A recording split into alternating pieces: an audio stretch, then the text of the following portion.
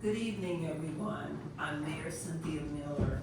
I call the July 9th, 2024 District Heights City Meeting and Work Session to order, and it is 7:03 p.m.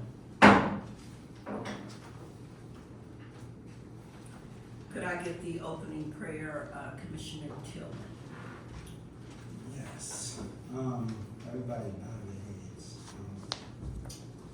Heavenly Father, I thank God for this day, for your forgiveness, for the love that you show in others, the way you affect other people's lives and how you bring us together. I thank you for the residents, and I hope they made it safe from work today or whatever they was doing. And Heavenly Father, I thank you for bringing us together for this city meeting, and hopefully things go the great way that you want them to be and go. Amen. Amen. Thank you, Commissioner Tillman. Pledge of Allegiance, Vice Mayor Parker.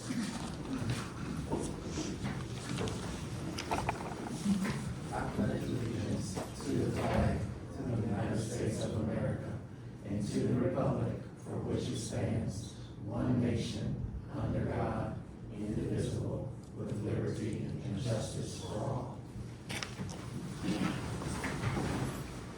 Thank you for that, Vice Mayor.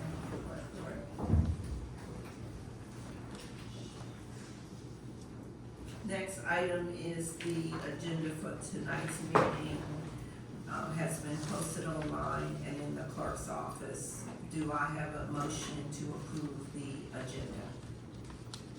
Vice Mayor Harcourt, move to approve tonight's agenda. Could I get a second? Commissioner Janice, second motion. All in favor? Aye. The motion passes, yes, 4.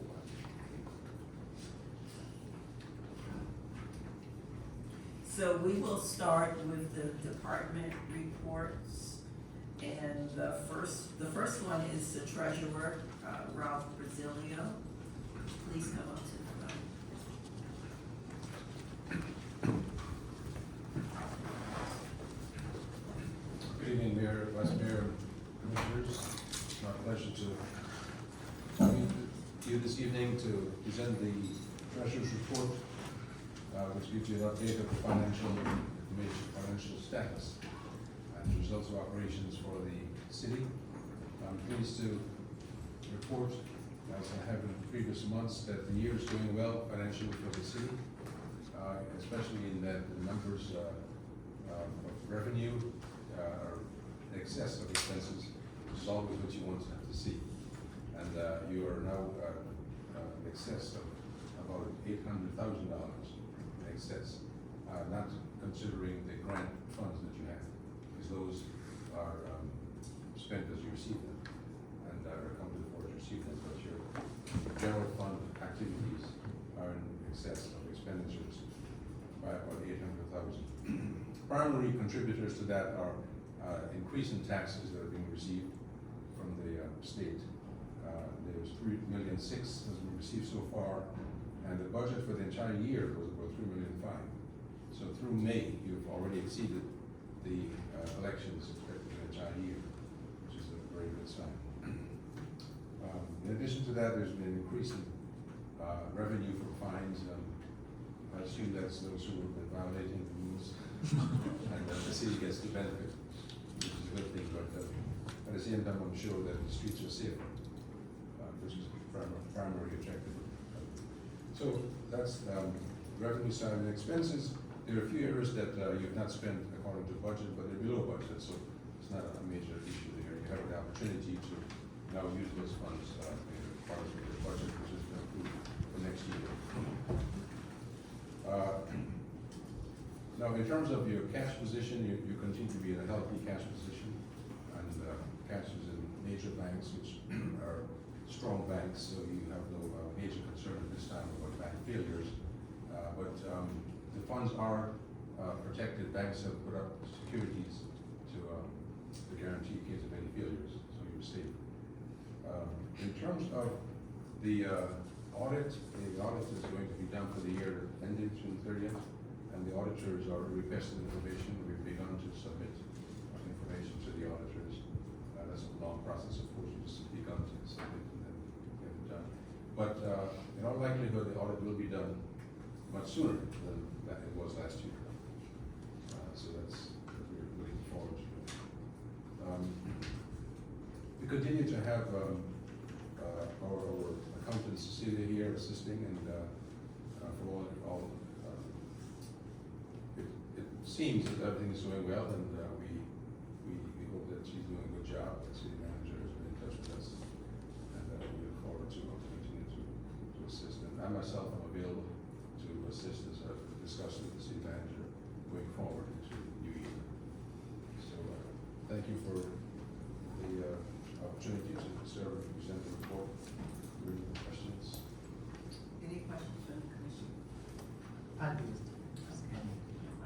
I know we're getting ready to start our audit. I just wanted to ask a question about how instrumental our new cloud-based accounting system will be in a new audit, or if it will factor in at all. No, it wouldn't have an impact on this audit, because we need time for it to be implemented and to be used. So the audit will be based on the existing system. And we're confident that it will support the audit as it did in the past. So we don't anticipate the new system having an immediate impact. But in the future, we expect it to have a significant impact, because we will be able to generate schedules quicker and so on for the auditors. And they'll have access to information that we need. But this will be a whole full year with you. We're Yes. outside Exactly. of Mr. Baton there. Okay, good. Thank you. Any other questions from the commission? I have one question. Yes, Commissioner Janney. Will we be using the same audit firm that we used last year? Yes, it's the same audit firm that's been engaged, and we've been in touch with them, yes. If I could just follow up on that. Sure. What's the name of that auditing company? Do you remember? Mr. This is the name of the auditor and the firm, I'm sorry. It's Lindsay and Associates. Lindsay. We are entering year 2 of a 3-year engagement following their initial engagement in last year's audit.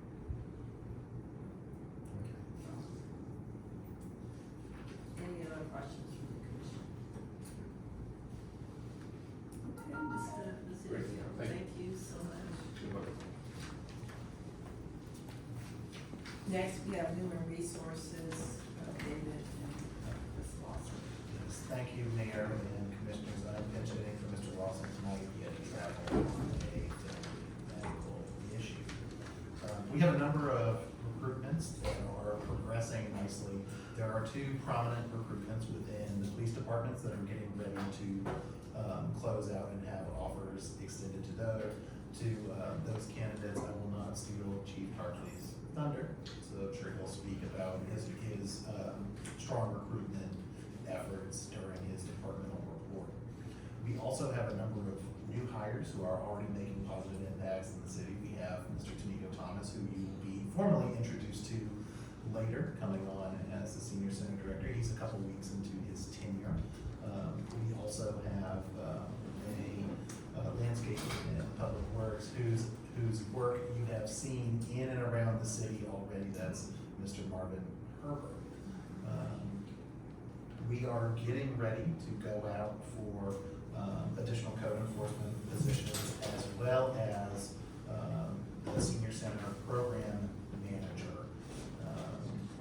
And we're also getting ready to spin up volunteer recruitment initiatives for the Senior Center Volunteer Staffing Corps that has been discussed over the last several years. Performance evaluations are currently in progress and getting ready to will end mid-month. The cost of living adjustment that was approved as a part of the Commission's FY25 budget is also being applied across the organization.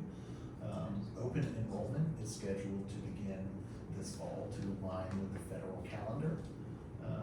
And we have a wide variety of interns, both student and non-student, coming online that each department will speak to. So this year we have a more departmentally diverse cast of interns. We have our traditional interns in public departments, as well as interns coming online in recreation and other departments, so that's very exciting.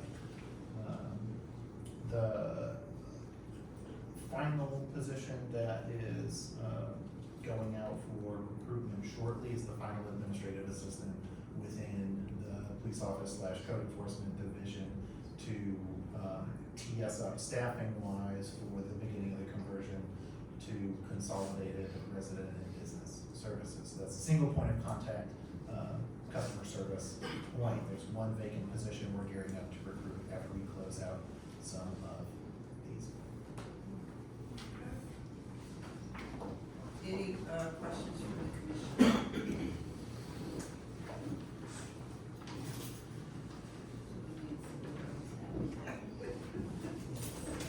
More staff, right? And interns, that's great, okay. Thank you for that, Mrs. Street. Recreation, Arts and Culture, Jeffrey Taylor.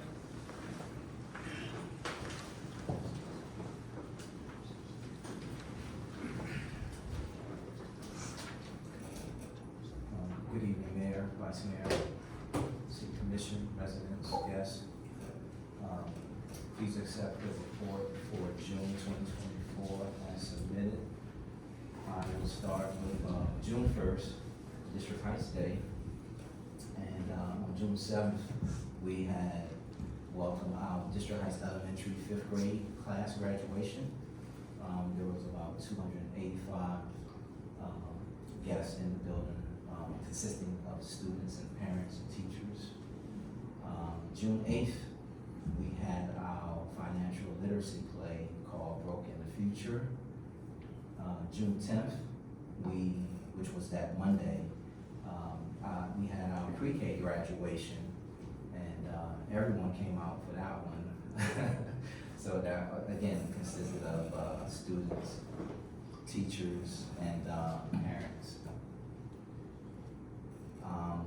Moving on, we had our pre-Father's Day event on June 12th, and June 14th was a Time to Dance play hosted by our DH step team. And at the bottom, we have our class service and retention update. What I added for this particular city report is the numbers from the previous month in May, and I'll do that moving forward so that you all be able to gauge how we're doing in recreation. So we had a pretty busy month in June, and we're starting out with a busy month in July, starting with our summer Sorry, camp program. Mr. Taylor, is Yeah. there some static going on? I think the fan is hitting the, It's either the fan or a cell phone. Oh, cell phone maybe going on, on. yeah. I was looking for everything, David. I was adding. Somebody's texting you. I was adding everything. is that?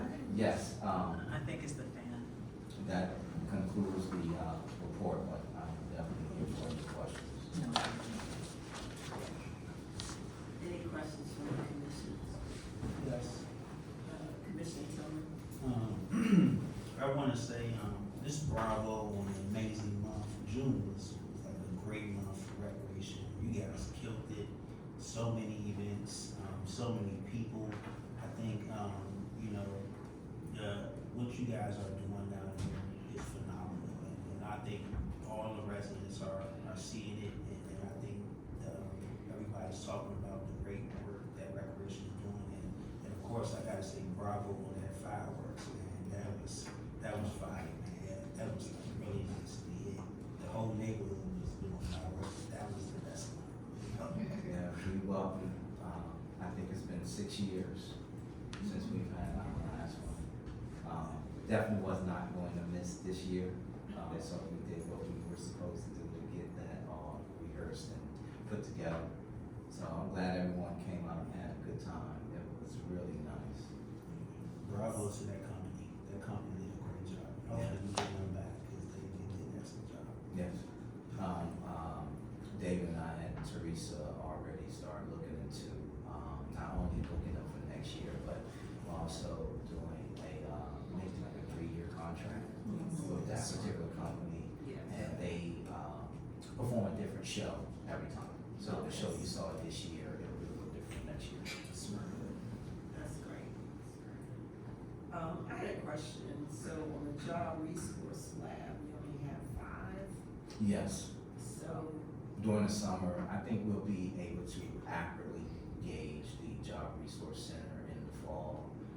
What we've been hearing is a lot of the young adults had already gotten hired, and then of course the teens had already solidified their work, intern, or camp, before the month of June. So we kind of anticipated some low numbers over the summer, but we're expecting some good numbers in the fall as things start to turn back around with school and everything else.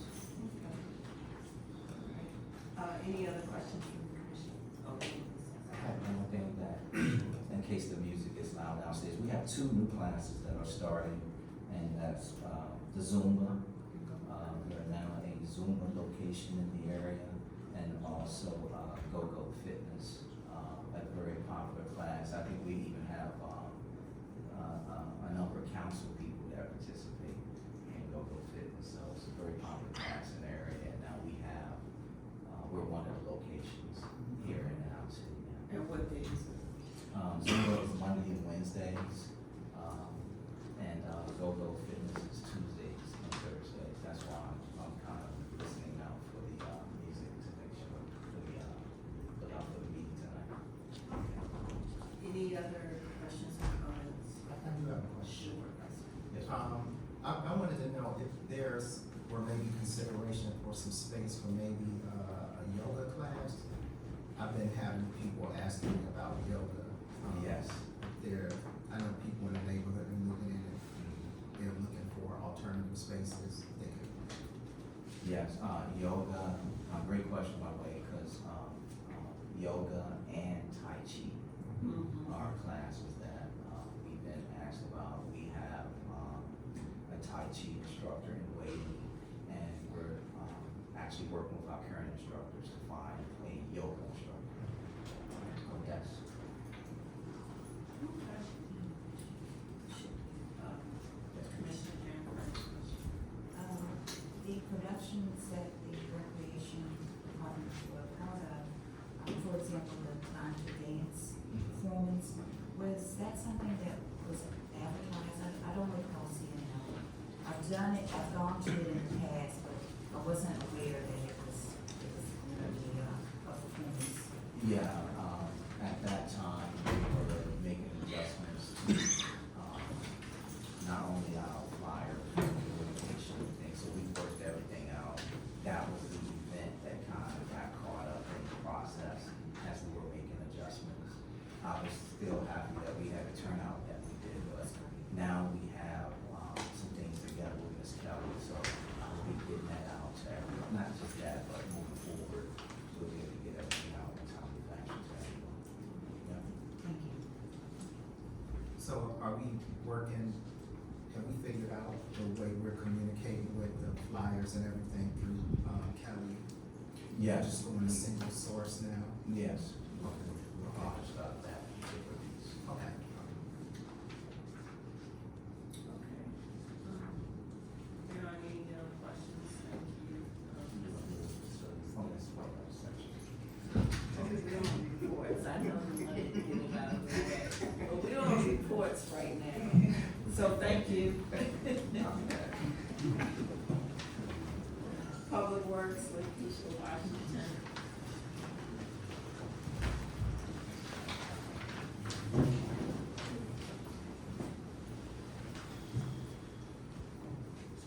Hello, Madam Mayor, Commission, please accept my report for June. And you too had a very busy month.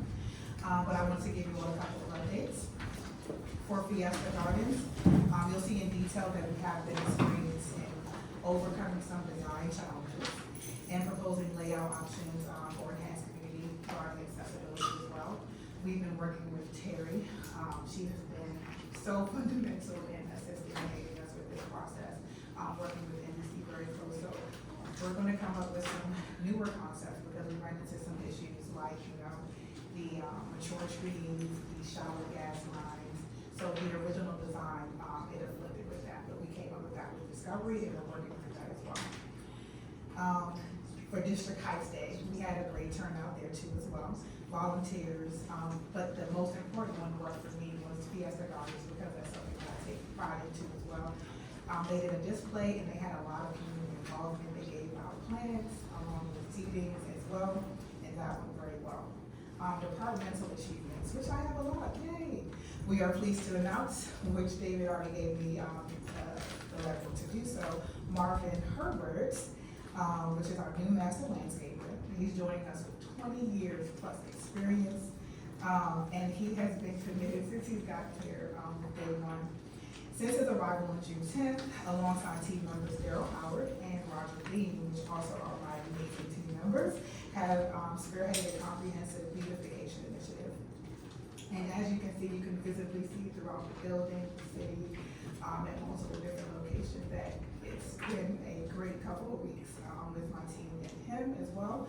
We've also, so a list of places where we did, but we've also had the street team do a great job with the street sweeper in enhancing County Road and Marlboro Pike. I'm sure you all noticed that as well too.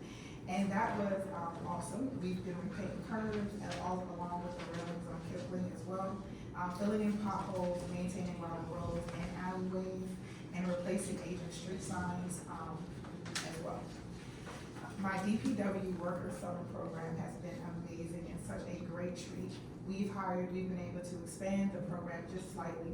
Instead of 4 students this year, we have 5 students this year.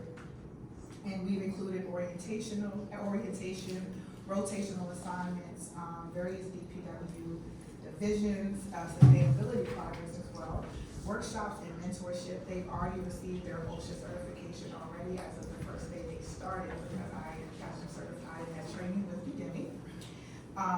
So we've also been doing city spot check planning as well.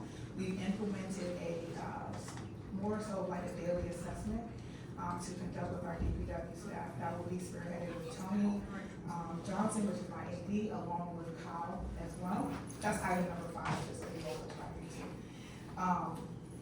And this is pretty much to improve so that if we see any hanging wires, hanging shoes, hanging trees, messed up sidewalks, we're now having someone, I heard you all when you spoke, that you want someone with eyes and ears on the street, and we are attending to that. Shout out to the staff. Infrastructure maintenance updates. We've responded to the broken fence that's on the basketball court. We're still in plans of treatment for that because there was a lot of poison ivy and poison oak on the fences. We haven't been able to actually schedule a final date, but that treatment program takes time, so we are looking at July and August, as well as installation for the basketball courts too as well. That's not because I have no kind of devices on me. I have no devices near me. The gym window repair, we're also, the contractor who said that they could do it ended up coming back and saying that they could not replace it. They only would do residential when they did the assessment. However, we're working on another follow-up contractor for that repair as well. And I also wanted to mention the AC unit we have, which is not on here because I didn't get a chance to put it on here, because I finally ordered a portable AC unit for the gym today to cover at least 5,000 square feet. So we're gonna see how that works out in the interim of JPG, us working with JPG along with Pepco to get our whole system replaced, because they're gonna take care of it, but they're taking a little bit longer than we expected. And I wanna make sure that the kids and the students and the residents are not suffering for that. We did also purchase 2 42-inch drum fans as well. We did that the day of June team event too as well. But we did that so that the gym would also have a cooling center as well. The Juneteenth holiday, going right into that. Katrina, thank you so much as well for your assistance with that, with our valuable support from our event planner. Organizing the Juneteenth event was great. The staff worked tirelessly throughout the entire event. We were here at 6 a.m. and we did not leave until 2:00 p.m. to make sure that everything in the grounds was covered. We also attended the MML. Recently, our team lead, Roger Bean, he was also able to be in attendance, and it was a very great experience. We attended the ethics course, leading race in equity, in equity. And we also did AI and local government with some of the classes that we attended. Community reminders, I just want to be very mindful that respect is key. We emphasize the importance of respecting and supporting our dedicated staff, particularly those on the ground working in the field. Creating a welcome environment for our team is fundamental to nurturing a strong community spirit. We've encountered some challenges throughout doing a couple of these projects with a few residents, and it didn't come off very great. And my team member was very distraught by that, and it was abrasive. I was able to hear it myself. So I just want to make sure that we're being mindful to like keep that line for my staff as well. So I also have taken customer service training to deal with those types of situations too as well, and how to kind of overturn that to make it more of a pleasant experience. Because sometimes we also don't know what anyone's going through. The city has been through a lot, and we also want to make sure that we've been on a level of understanding to understand both sides. And also a reminder to keep it clean. There have been a lot of dump sites and everything, so I want to make sure that us as the residents, you know, we are very mindful of not to litter and just, you know, throw those things out or to bring trash outside, inside. What we're doing to work on that is we had a couple of dumping sites on post, and the cameras, we cleaned them off to make sure that we're able to see and things like that. And the DPW staff has still been making sure that they're on it because we have a great team. And we also have more staffing too to take care of those things too as well. Upcoming initiatives is the PG County Urban Tree, which we've already been talking about for the past couple of months. I know you all were curious about the mosquito larva spraying throughout the city. It covers the entire city, according to the email that we received from them. Infrastructure improvements, still collaborating with David. We're working on addressing, again, we've been doing the recurring potholes, the bathroom renovations, along with the paving project for downstairs gym as well, and paving plans and assessing basic site plans as well. Upcoming events, we still have the mosquito larva spraying. And there's a misprint on this report, but there's not a misprint in the publication or the flyer that we printed. The community yard sale and shred date is 7/27. On your report, it would say 7/22, but just so that you get that clarification. And we also have the infamous American Balloons who are coming up. I am so excited for that. That is going to be the 23rd through the 24th, which I will be getting with you all to schedule a date between them, to schedule a meeting with them as well, because they're excited to come to the city, so I'm excited to have them. And that is it for my report. Okay, any questions from the commission? Commission questions? One, poison ivy and the poison oak. Yeah. So how did your staff, are they still in the process Of treating it? Yes. They're- okay. Oh, so I discovered it because I was walking the tracks and I pulled a piece. They're just like, I asked them to weed whack the fence and was wondering why this branch was still there. And then I found out myself why. So we've been treating it with the spray, and I want to make sure that we protect them from that too. So we're doing the treatments in installments, if you can say. Is there any signage to kind of alert residents that they Oh, should it's- steer from? Oh, sorry. Go ahead. I'm sorry. No, I thought the commissioner told me. Oh, okay. No, continue. I was gonna say it's completely removed from, the side where anyone can touch. It's on the other side. So that has been completely taken care of, at least from the fence. But in order for the lawn and fencing people to come, they have to have it all the way removed from that entire area, which that takes time because it's on the back of the part of the fence. What we have, done is that I did recently print out signs, but because they were print and not, on paper, they didn't stick when it rained. So I'm gonna reprint them and make sure that we actually get an official posting of that. And then I was pleased to hear how, Mayor? Oh, I'm sorry. No, I thought you were trying to get someone's attention, so I let it go. So I was pleased to hear that, that you're being so proactive in terms of the gymnasium and making sure that it's cool and comfortable for our residents, and all those that are coming in for classes and things of that nature. Did I hear you clearly? I just wanted to clarify.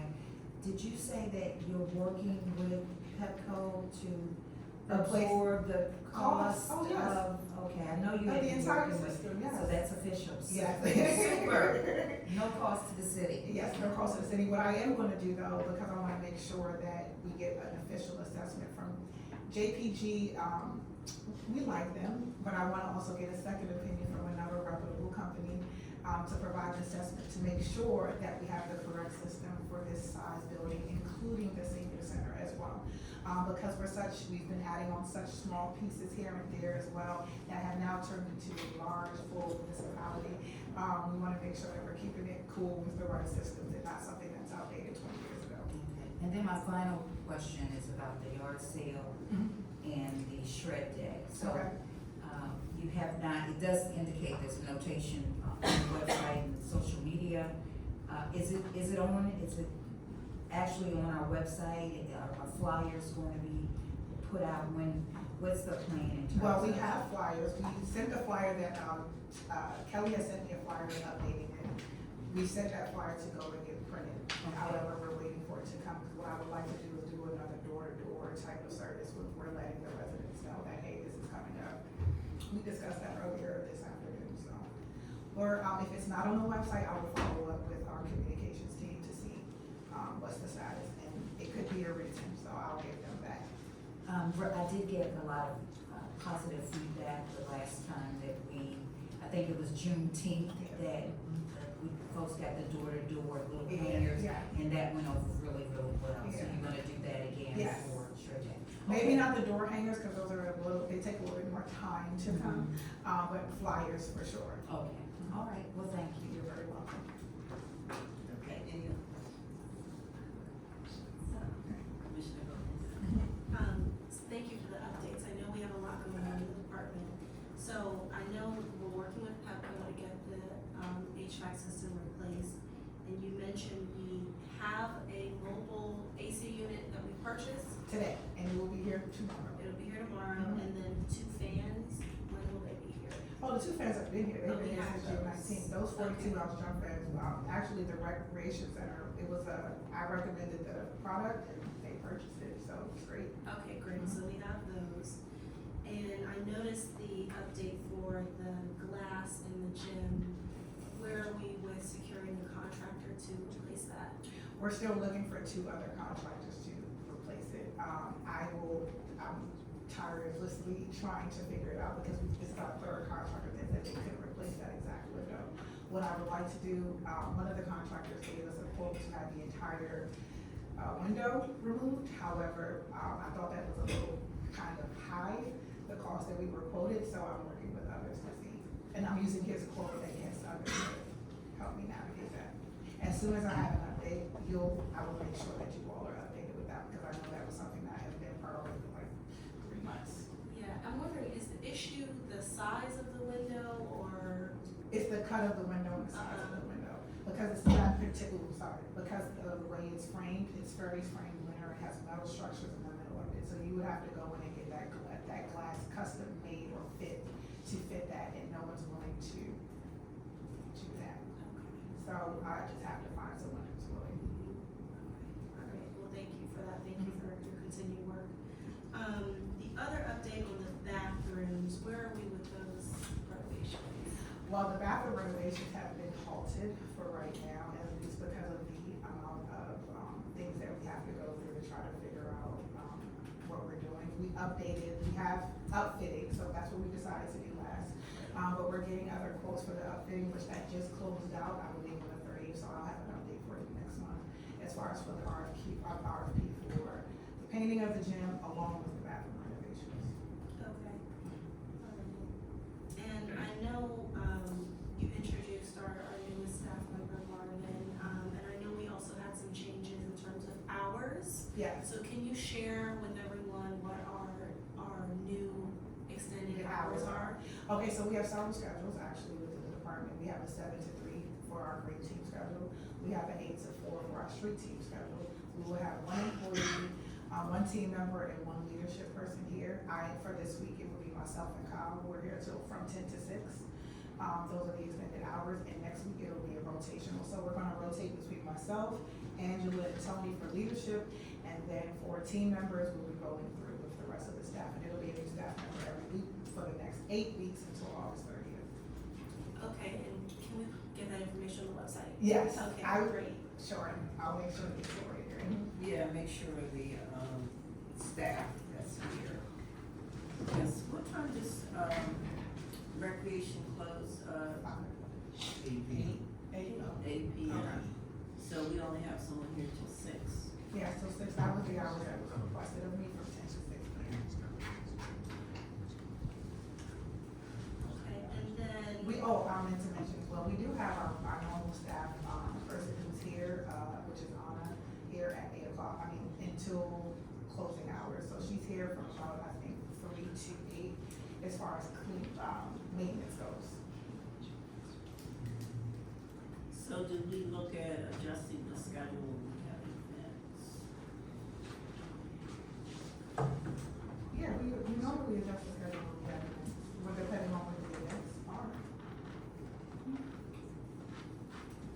Any other questions from the commission? I do, I have some more questions. Okay, no worries. So I know, I think at the last meeting we talked about what the mosquito, spraying schedule is, I believe it was at the end of each month.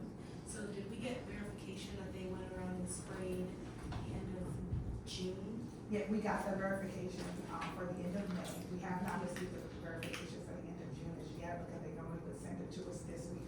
So, Okay. so I'll make sure I have an update. So it's like a month delayed if you say by the time we get there. Okay, just making sure they've been a little vicious. It has been going around the entire, I would say that everywhere in the state of Maryland, we've been having experience of more, intense. And there are also different types of bugs now that are outside of the mosquitoes that are also biting. So I'm getting some more research done on that. I'm working with, DPW throughout, all the municipalities, and we're talking about different treatment plans. So I've been in contact with Mount Airy, Hyattsville, Greenbelt, Carrollton, and those places as well, in the community to talk about this new age of species, because it's no longer mosquitoes. I'm seeing like little white, yellow bugs now, that are also biting, even they're very tiny, they look like little breadcrumbs. We're also addressing the fungus issues too as well, so I'm trying to stay on the environmental side of it as much as possible. We have to work with it. Because it's for sure. And then my last question, for now is, again, with the environment, the heat has been, it's been extra crispy, and our trees are feeling it on Kevin Parkway. So, have we been able to reach out to? They're monitored regularly, yes. They- By the installer, yes. Yeah. Yes, they are. I just wanted to. So I just wanna update you as well. When it comes to the month of July and August, well, it used to be August, now it's July, it's one of the hottest months of the entire summer. When it comes to the green and the landscaping, trees are usually very much, the grass is very much dormant, hence why wherever you go, my father keeps his grass as green as possible and his grass is yellow. And he waters regularly. So we are coming up with a plan to kind of figure out different irrigation systems throughout the city for Veterans Parkway and other areas too, where we have a lot of trees as well. We do have a water buffalo that we kind of refurbished up and cleaned up, shout out to my team. So we have been going out and watering as much as possible, especially the sites that we've recently been working on. So I had a question. Oh, I'm Okay. sorry. No, I'm good. Good. I'm all done. Okay, so what about the, sprinkler system on the field? Cause I know I heard it was clogged. Yes, it's clogged, and we're working with the irrigation system to get it unclogged. And then along with getting it unclogged and locating, we have the zone mapping of locating, but when the company originally put the system in, I wanna say it was early October, they did not unclog because they weren't aware that all that dirt was piled on top of it. So my green team discovered that, and we're working on it. I do, I have a few questions. Thanks, I just wanna say I appreciate all the work that, the team is doing. I just had a few questions. One is just about, I guess it piggybacks off the tree maintenance. I just noticed, I don't know if people are pushing the trees over, or I don't know what they're doing. If they're- So the county got a trailer stuck in that Okay, embankment. okay. I'm working with them to replace the trees that I firsthand saw them knock over. Okay. And got Alright, So, alright. trust me, I know those trees mean a lot to the community too as well, and it meant a lot to me because I am a tree hugger. Okay. So, Thank you. you're All welcome. right. And, also, I just wanted to know about an update on those potholes on Rochelle. So we are working on refilling our potholes. That is something that we've been assessing for the past 2 weeks. We worked on potholes and alleys all last week. I will focus more on, and I'll get you an update exactly on Rochelle. As well. And I'll provide that to an updated email, just so you all can see that. Okay, also, update on the gym shoes on the power line on Halleck and Mason. So, we have been working tirelessly back and forth between Pepco and Verizon. Ultimately, we discovered a company that removes things off power lines. So, we're working with them, we just got their contact this week, and hopefully we'll have not hopefully, we will have a better update for you with the result for removing them. And we're trying to work on creating a protocol. It used to be to call 311, but 311 says call the other companies. And that's actually public information, even when you go on the PG County website, which is kind of crazy that they're not taking any kind of responsibility in processing. So we have to hire someone on the outside to get it done because it's a risk. We don't know if those wires are alive or not. If something is very low to the ground, we have no problem as long as we're able to reach it with a ladder. I don't want the guys getting on the truck and putting a ladder on the It's truck too high. and removing it. But they've done that in the past, taking a ladder and put it on the truck. No, I'm not having anyone do that. So, we're working on it. I got you covered. Okay, also, just a few more questions. And I've talked with David about this, about the litter on gate. Well, I'm very sensitive about this because it's just an entrance into the city. But that, entryway on County, Marlboro Pike and Gateway, I know County and Marlboro Pike, it doesn't belong to us, but it just the litter on there, it just, where that 24/7 liquor store, and that ice cream parlor. Yeah, I would like to say that last week, I felt like we ran our street sweeper over there. Well, it's- Between the edges of the street. It's the edges, but it's the litter and the. No, we ran the street sweeper to get all of the litter and everything and to collect all of the dust, at least last week. Now, if I will take a drive over there too as well. Right, Double check it. right, I understand if you could let me finish. I'm sorry. Thank you. Thanks. It's the litter and the grass and then the alleyway. If you could, someone could go and pick the litter literally out of the grass.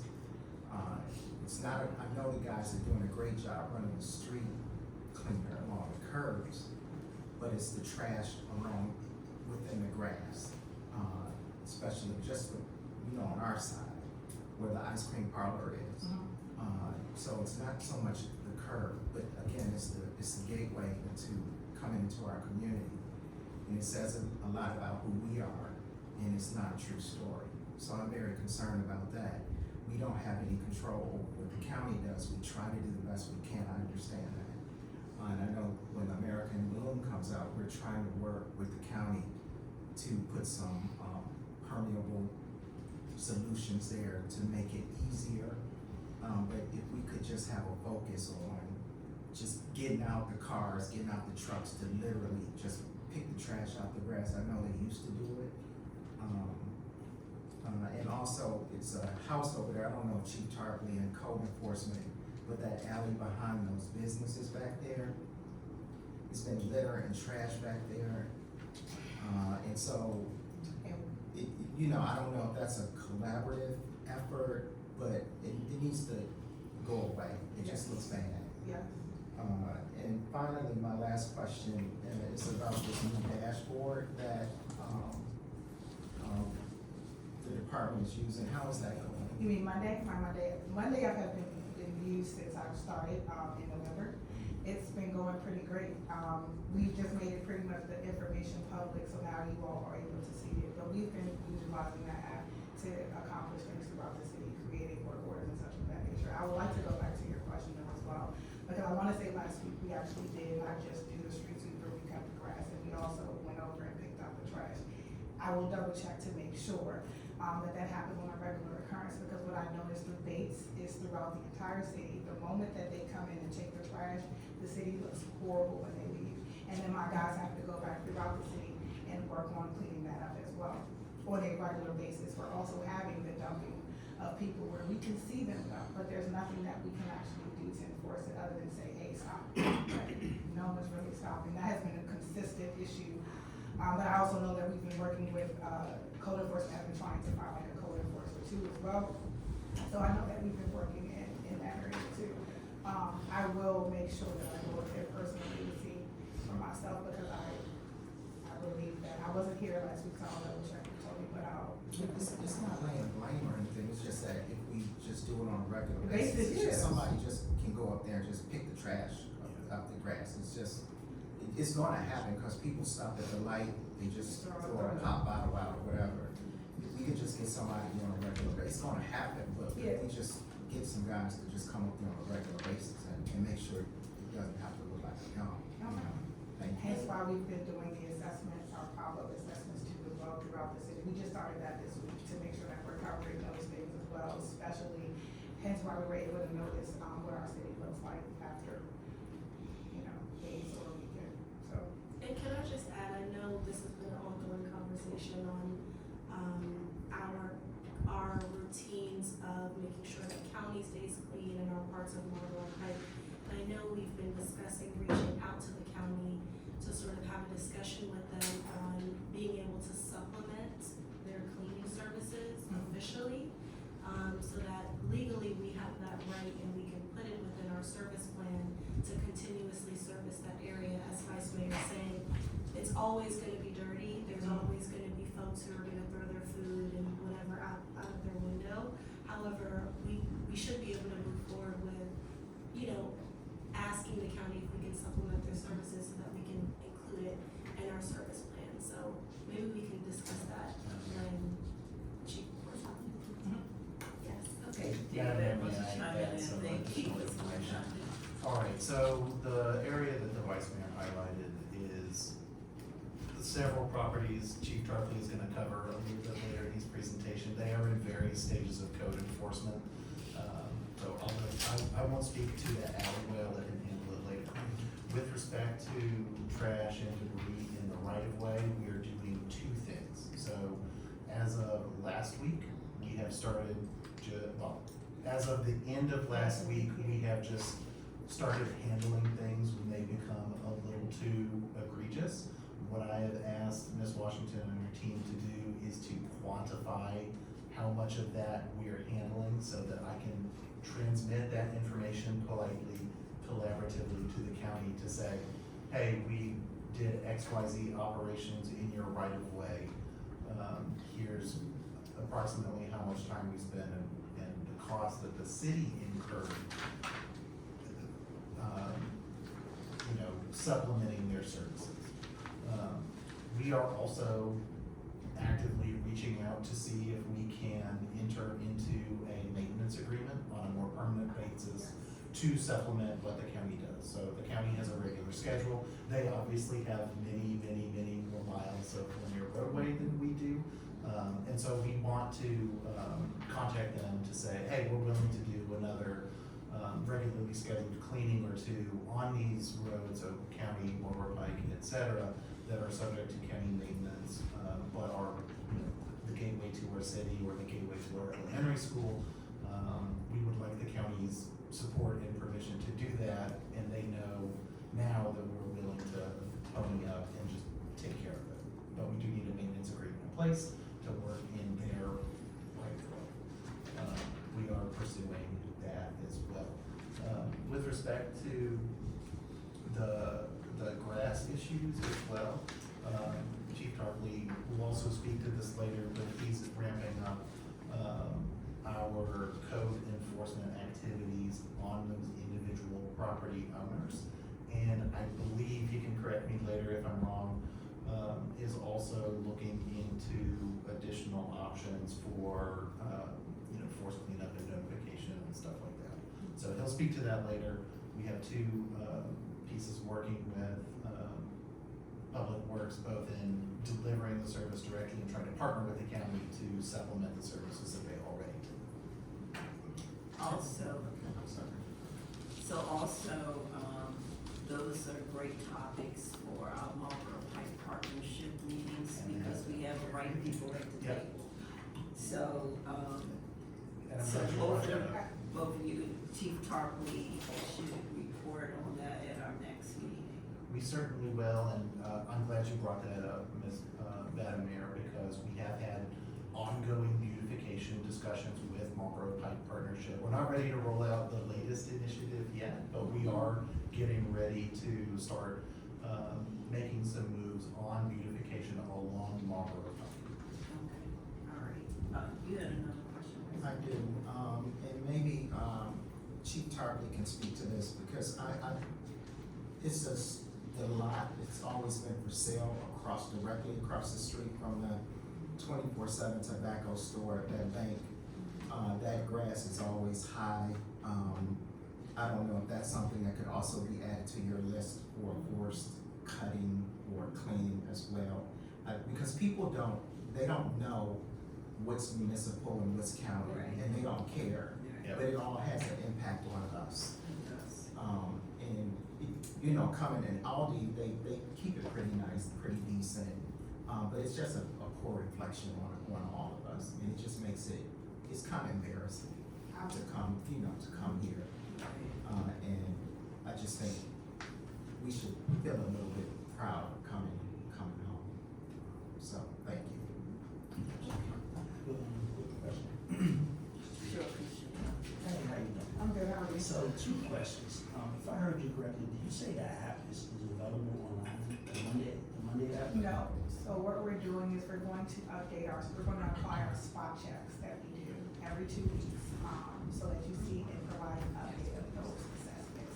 You won't see all of the, rigmarole that goes on in the department, but you will see the assessments and what we come up with. So for instance, the city's paying lawn wire, that will be one of the things, and you can see all of the updates, and we can actually provide more detailed information within that before the assessment portion that we're published. You will only see the issue, how we addressed it, the date that we had it, how long it's been open. So that way the residents can also track it and log into it.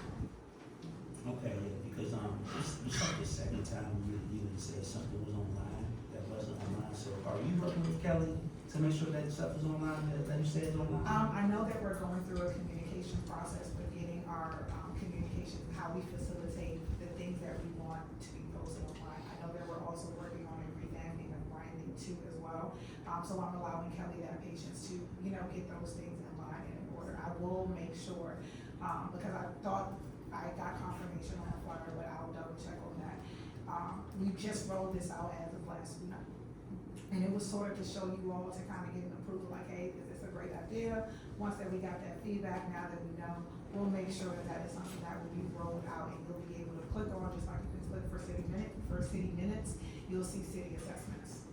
And another thing is, what about the painting downstairs? 'Cause I know, the workforce development room, he been trying to get in touch with you, I guess, to get the information about the wall. I replied that same day to him, the paint was available downstairs, and to my knowledge, I thought that it was fixed. No, it's not. Well, the paint is available, and I replied to the email with the actual, color along with the available gallon of paint that we have. So anytime that they're ready, you can always come and contact me.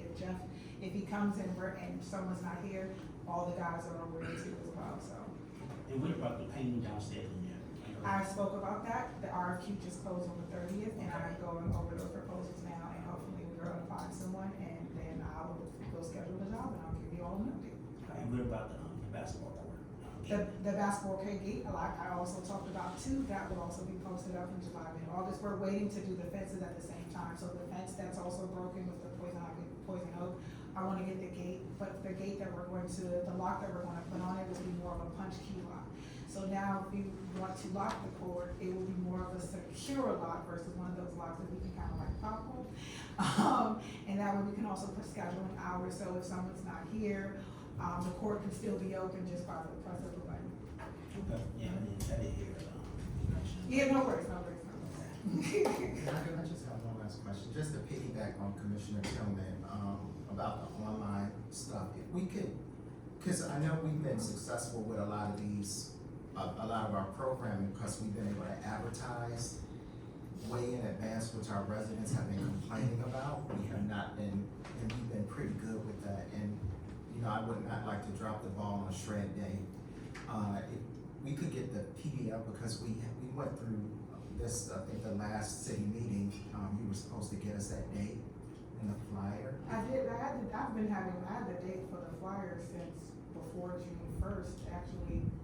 I wanna say April, cause we posted it, at first it was supposed to be June 22nd, but because of, MML, we moved it way prior to make it, I created the flyer myself. However, I know that we're going through this thing where we're trying to be more of a unified front with promoting.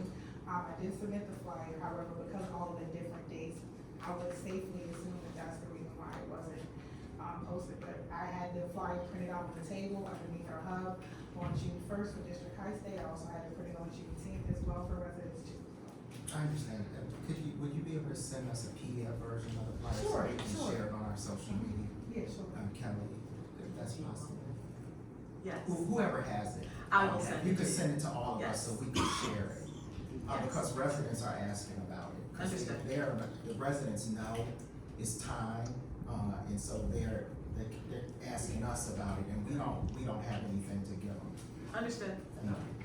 All right, So, are we back to the schedule with the dates thing, like the trash, like consistency, or? Oh, so I'm glad that you actually brought that up with Thursday debates. I wanna say that this has been a county issue across the board, not even just with dates. Because they rescheduled our trash dates, we have a different date as well. It's understaffing, the dump code, it's a multiple thing, the dump code is at 2:30. There's more trash being poured out, so now the trucks are being filled quicker, which has them running over to the next day. I have been on dates since I've gotten here, and that, I literally have to check with them in the morning to see, send out an update, get that update published and sent out. So the schedule hasn't changed, I just wanna be Right. clear. That's what I'm The saying. schedule is Sorry. the same, they've been having some delays Yeah. because of the heat. However, the schedule is the same. Last Thursday, obviously, they didn't pick up because it was the 4th of July. However, the scheduling is still Mondays and Thursdays. Yes, and the team also went out and cleaned up 4th of July too very thoroughly, so thank you for that too. Okay, we need our own public works meeting. So we do have guests in the house, so we want to be mindful of their time. All right. Although she had a chance to cool off. So, thank you. Thank you. All right, so I will go. Okay. So, we're gonna, put a roll on the department reports. And we are going to welcome our county council of District 7, Ms. Ryder. She's in the meeting tonight, live. So, welcome. Thank you so much for having me. So I wanted to come to kind of give an update of some things that we're doing on the council, then also give an opportunity to hear any questions or concerns that you all have. And then I have some exciting updates on some partnerships and opportunities for working with So I want to start with a couple of updates from some legislation. These are not an exhaustive list of things that we've worked on, but tend to be like the top priorities that probably will be issues that are important to you, and also the residents. So we're still working on the minority startup bill. Now, this is really important for inside of the Beltway. So we have a grant fund at the EDC that's for startup businesses and expansion businesses. And what this bill would do is carve out that 20% of that fund has to be spent on businesses that are operating inside of the Beltway. So it's really about trying to figure out how to get businesses to come inside of District 7 and to also fund businesses that are already in District 7 that want to expand.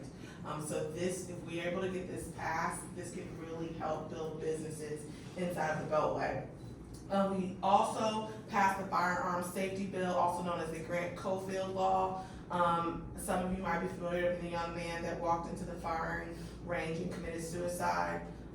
This legislation makes it mandatory that for any gun range or a location that sells firearms or ammunition, that they have to give suicide prevention literature, conflict resolution literature, and gun safety to anyone that purchases that information. I'm currently working on a public safety night plan. We've seen an uptick of crime, especially at a lot of the convenience stores and gas stations in particular.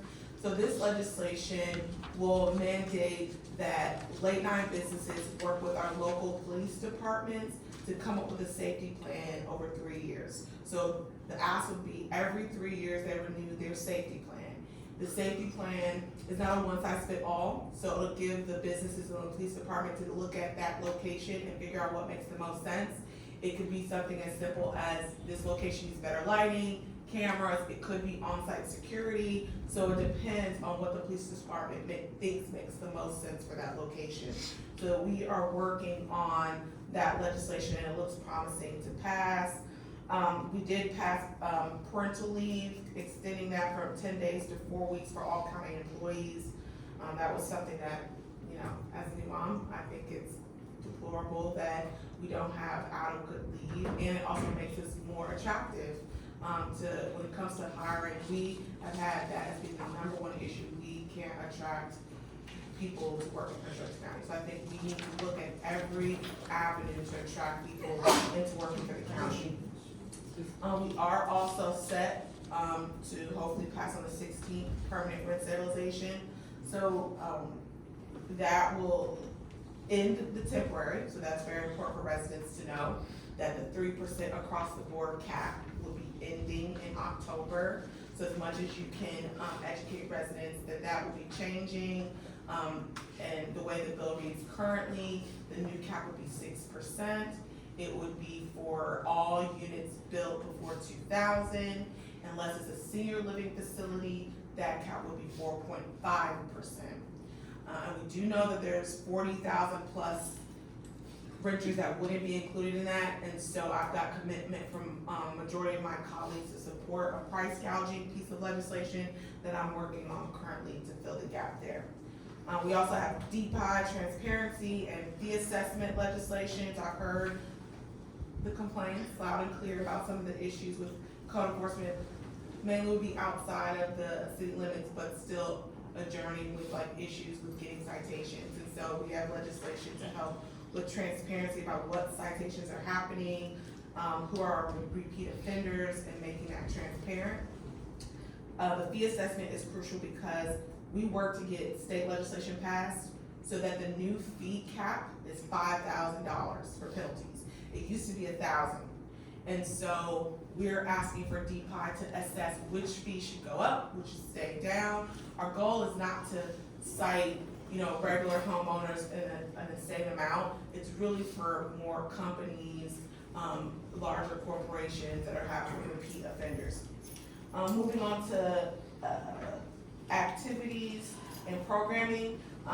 As you guys know, we lost young Kamaya that was shot, and our office was able to cover up to $16,000 her funeral, and it was really hard to see a family that didn't have enough to bury their child. You never prepare to bury your child that's 14 years old, but we're starting a fund in her memory to help with grieving families, specifically to help with funeral costs out of the District 7 office. We also have the Safe Summers Initiative, so any middle school age children, you please let them know that this is an activity every other Wednesday. It's 100% free. We launch going to Dave & Buster's. We'll be at launch next Wednesday. So we take at least 50 kids, and you can register each Wednesday, so it's not like a camp where you have to be registered in the program. Our target is middle school, but sometimes we take younger and older depending upon the activity. We also have done over $20,000 in scholarships. We have an arts camp that is launching this week for high school students, so I'll send that to you. It'll be at Creative Suitland, so you can send it out to your families, so that if there's children that are interested in graffiti workshop or songwriting, again, that will be free. We have the STEM summer camp that's free. We have 50 kids in it now. And this is our second year doing it, so we do a free summer camp each year. This year it's at Suitland. We have a free pre-trade program. This is again for high school seniors and juniors. I'll send this to you all to pass out to your community members. The kids will actually get paid to participate, so it's kind of like coming into a job. And we're partnering with the unions to get them a job, hopefully after the program. We know college isn't for everyone.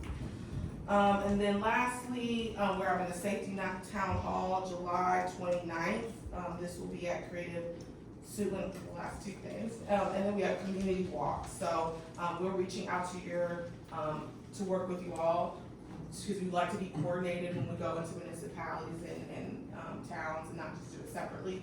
So our first one is in Capitol Heights, but Kenneth will be coordinating to find dates that work with the majority of you to do walk through District Heights.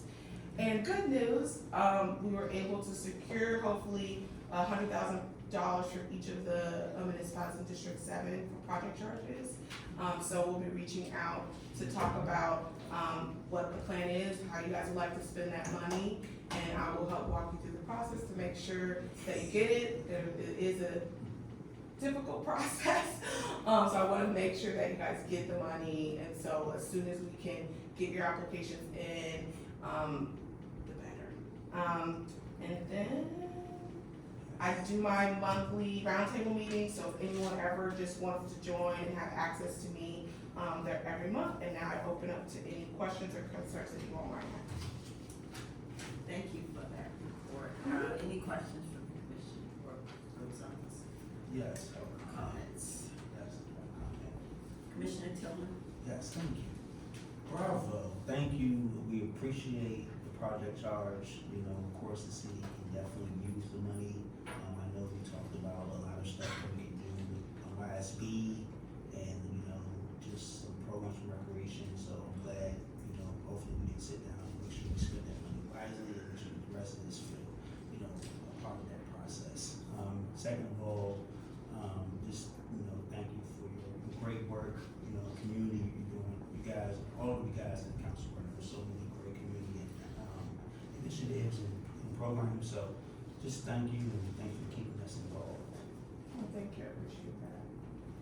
Thank you, Commissioner Tillman. Any other questions or concerns from the commission?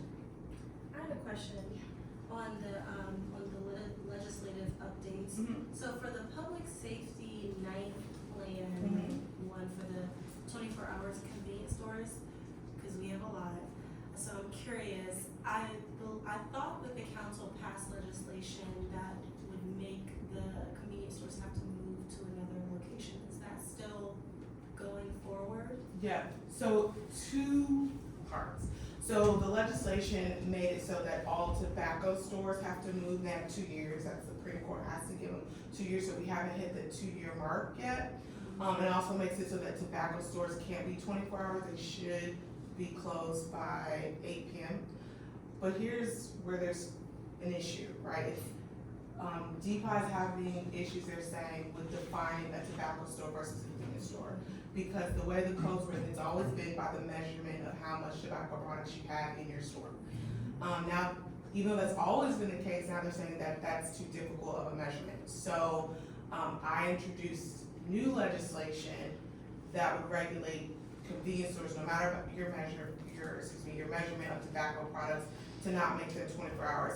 Now, I personally even have tension with this legislation, because I do think there's benefits to having 24-hour marketplaces in the community. But then we also realize there's an oversaturation with these stores in our community, and they're not really convenience stores. They are tobacco stores with chips and soda. And so I'm trying to balance those 2 things. So if that legislation would pass, it would make it so that none of the convenience stores, period, no matter your measurements, can be 24 hours. So that would just halt it altogether. And then it also includes distance between each other, so that we can stop all of these new ones from popping up right next to each other. So it's a complicated issue, so I've introduced 2 more pieces of legislation to fix it, the one with the changing the hours, and also I introduced another piece of legislation to outlaw all LED lights, the lights that we see in those windows. Because again, DPI, even though we regulated it in tobacco stores, they're saying, well, it's hard for them to to tell the difference. So we said, okay, then nobody should have them. But the bill's there, might be compromised, but I'm trying to fix it, and so we're just working on it still. Okay. Thank you for the update. I know it is a very complex issue. And I think about the balance of us wanting to be friendly to private businesses. Yes. To spur that economic development in our communities, which I think we're severely lacking in. And I would love if the council could put some more focus on something like that. Because as much as there's a public safety component to these convenience stores, these tobacco stores, I know food justice is something that you're also passionate about. And it would be great if these convenience stores could just offer some fresh food options, because we do need the fresh food options. And it's not always the solution to say, well, you have to get out or you need to deliver, these things. It'd be nice if we could find a balance to kind of work with them to encourage that business, but also get what we need for our communities. So just my 2 cents. Yeah, and I think that's why we have the Healthy Food Initiative, asking and incentivizing healthy food options, fighting for the legislation on the state level to incentivize the grocery stores, especially the small ones that have a smaller footprint. Why we did the minority business startup with a 20% carve out to inside the Beltway, because I 100% agree. We need to incentivize businesses to come in, but it has to be the right type of businesses. And, I know we all don't want just tobacco stores and carryouts.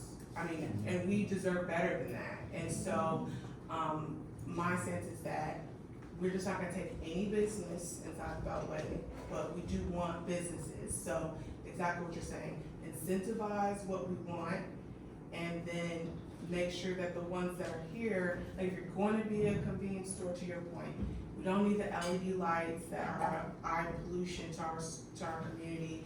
We don't need 24 hours where we're having the shootings. We don't need majority of your footprint to be tobacco products. So stop selling more tobacco, start, to your point, selling more groceries and food and actually being a convenience store. So I just wanted to ask, where is Maryland market planning in all of this when it comes to the business? Because it seems as though they don't understand what type of business is this, because I know they can't say no to businesses. So how are they gonna be brought to the table to help us with these decisions moving forward? With the types of businesses that come in, yeah, this is one of the biggest issues, especially with the strip malls, which is mostly what we have in our community. So usually what happens is parking planning just decides what the store front itself, the business part will look like. And then it's DPOD that gives all of the licenses and permits for who's actually gonna be there. And similar to your position, we never are brought in when DPOD gives our licenses. So it's a surprise to us every time a new store opens. So to all the residents, they do not know when, a tobacco store is gonna get a license. They have no control over that. We have no control over that. That's a DPOD thing. So if it's a use by law, then they can go. And that's why, going back to what changing the uses are so important, because that's the only way we can get them to stop bringing in certain types of businesses, is we have to say, that's not a use that is actually approved. And so we're working with parking planning. We've built also these new sector plans. So myself and Councilmember Blagay are working on a sector plan specifically for Marlboro Pike in this area. And so our goal is to take that plan, and it'll be a plan that involves, all of the community input, like you see that happen with the Blue Line Corridor. So it'll be a plan like that where everyone's involved. It's months. Parking planning will be taking point on it.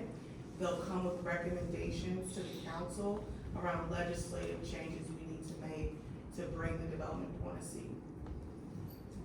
Any other questions? Thank you.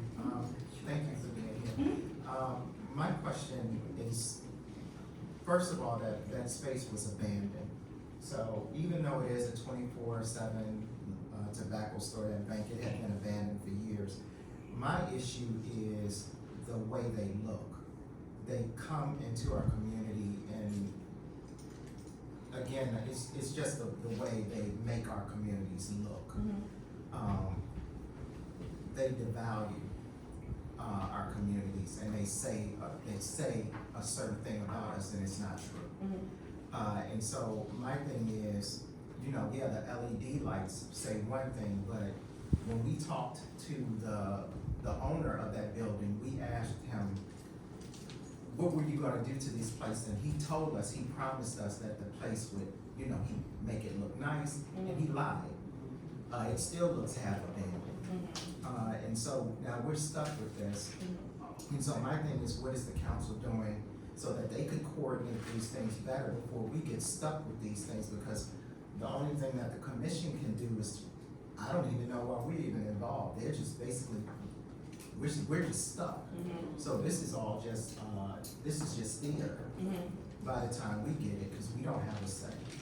So what can the council do so that even with facade improvements, what can they do so that these businesses from time to time, they can upgrade their facade so that they could look more modern, more clean, more contemporary? Because even when we talk to our residents, we don't wanna even go to the surrounding Targets and the other things around here because they just don't look inviting. They don't look modern, they don't look well-maintained, and the owners, you know, we're losing out on revenue because our residents are going to other Targets, other communities, simply because these places don't look well-maintained. So what can the council do to address those things? Yeah, just wanna first echo the sentiment. We have some of the same issues on the council that some of the things, they'll assume we have input of, once they have a permit and it's been built, we have no control over the same thing, right? Our hands are tied. But to your point, I think the key is incentives.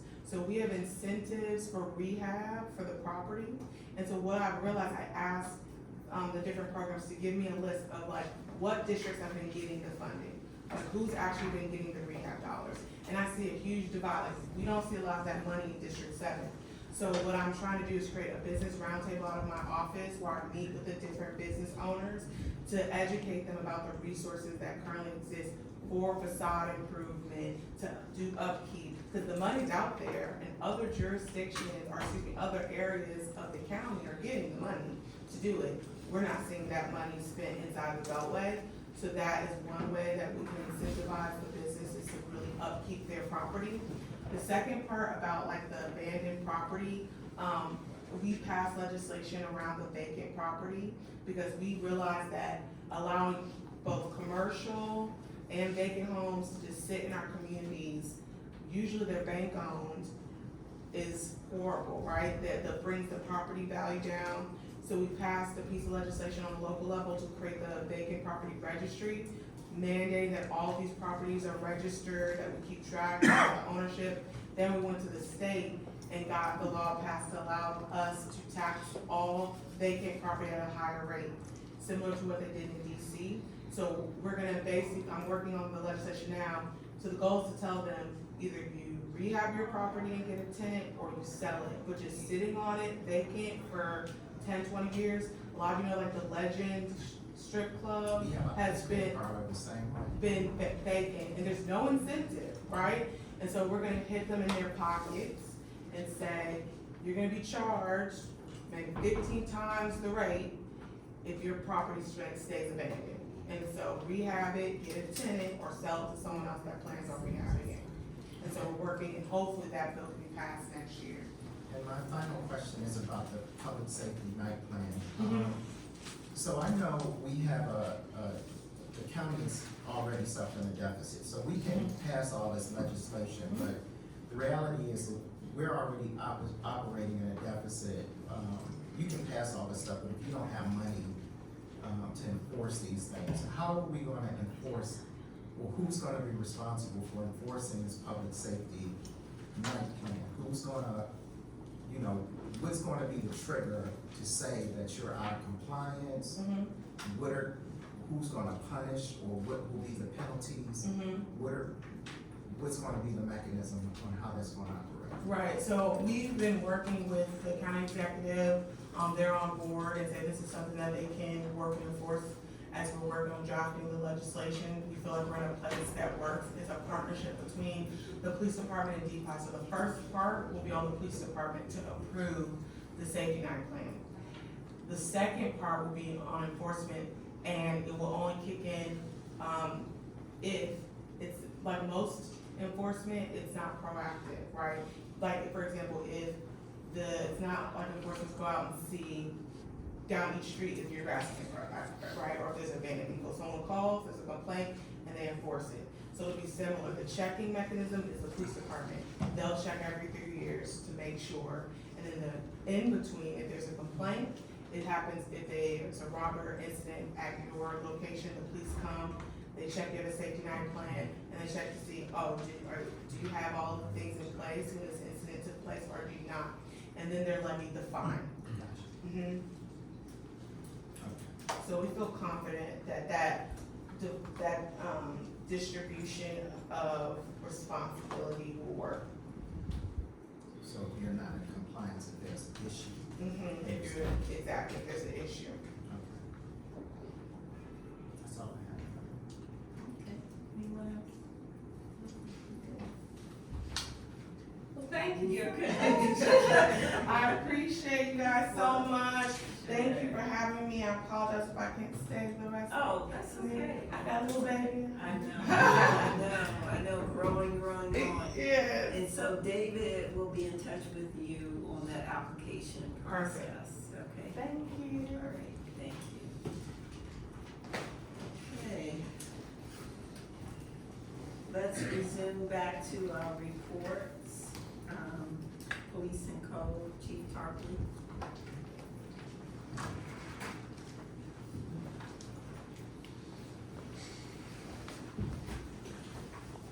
City Mayor, Vice Mayor, Commissioners, residents.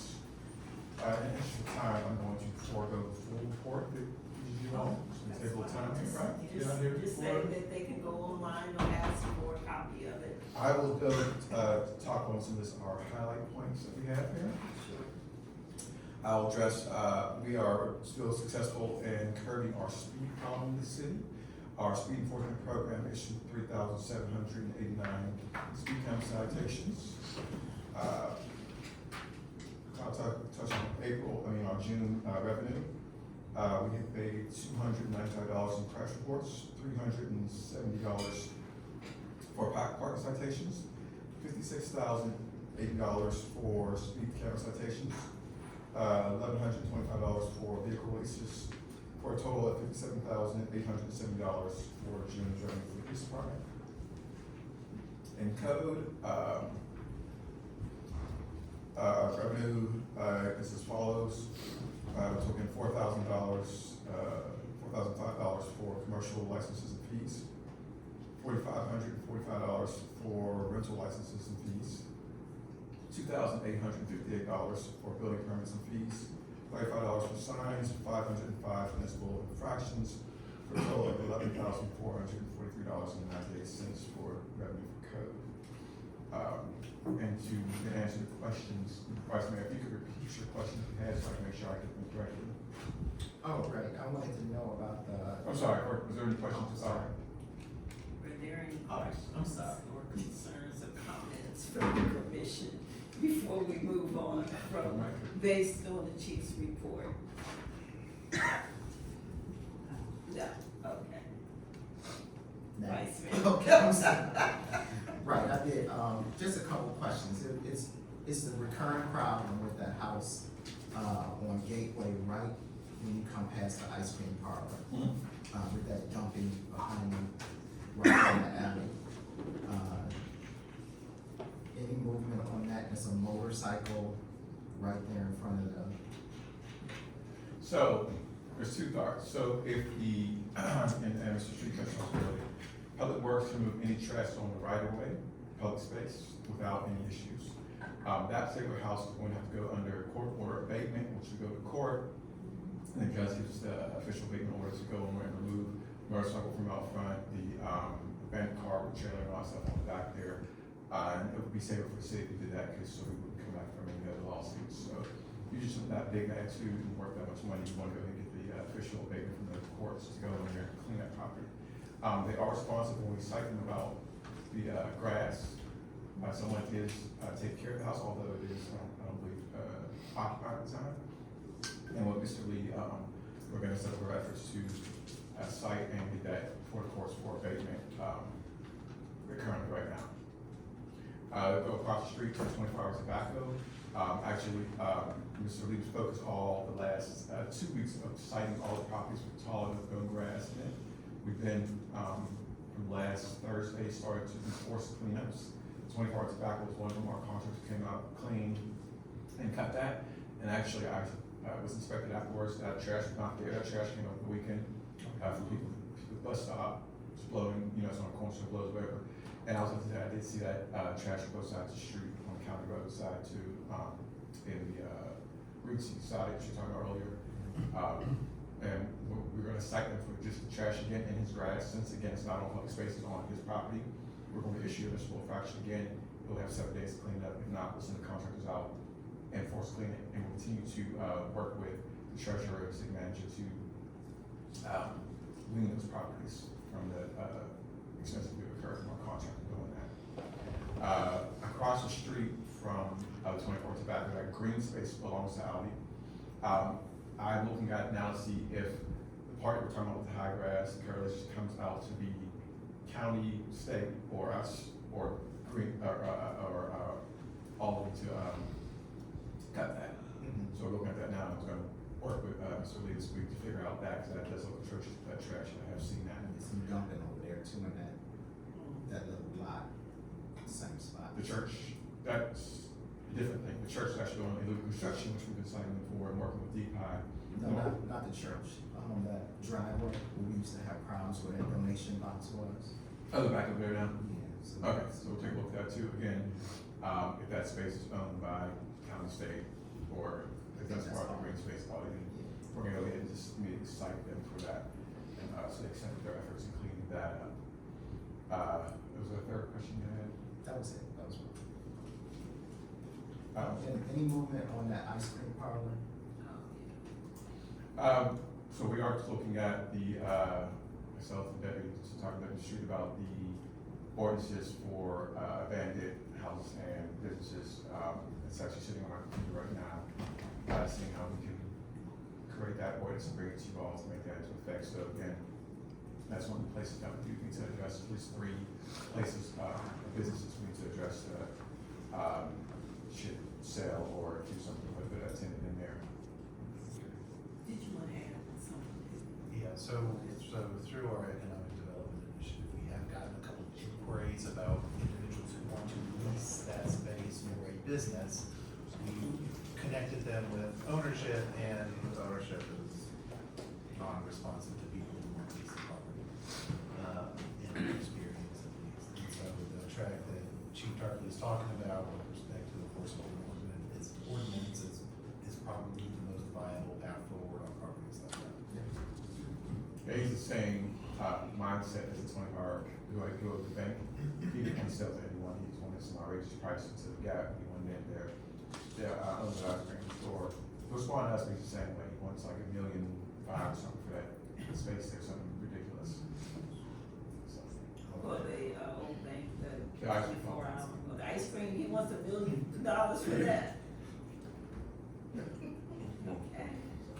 All right. So, I think the other question was, cleaning up that green space area.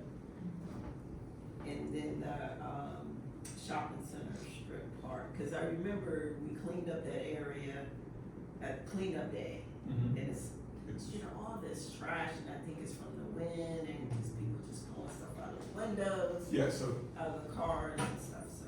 this week I plan on taking Mr. Lee down and actually showing him where the business owner's property stops and where it's the city's responsibility, and then working with Public Works to see, hey, this is us, and I know some spots the state have, they don't maintain. Try to reach out to them, to get that like grass in between cracks, so at some point it's on the city, at some point it's on the business owner. So I have some map, and we're going to work this week to identify make contact, try to rectify those spots. As I reiterated earlier, it's good that report this out at the Marlboro Pike Partnership, because those are the people at the table. And so you can get an answer right then and there versus trying to call or email them, so. And take photos of that or video, that would be better.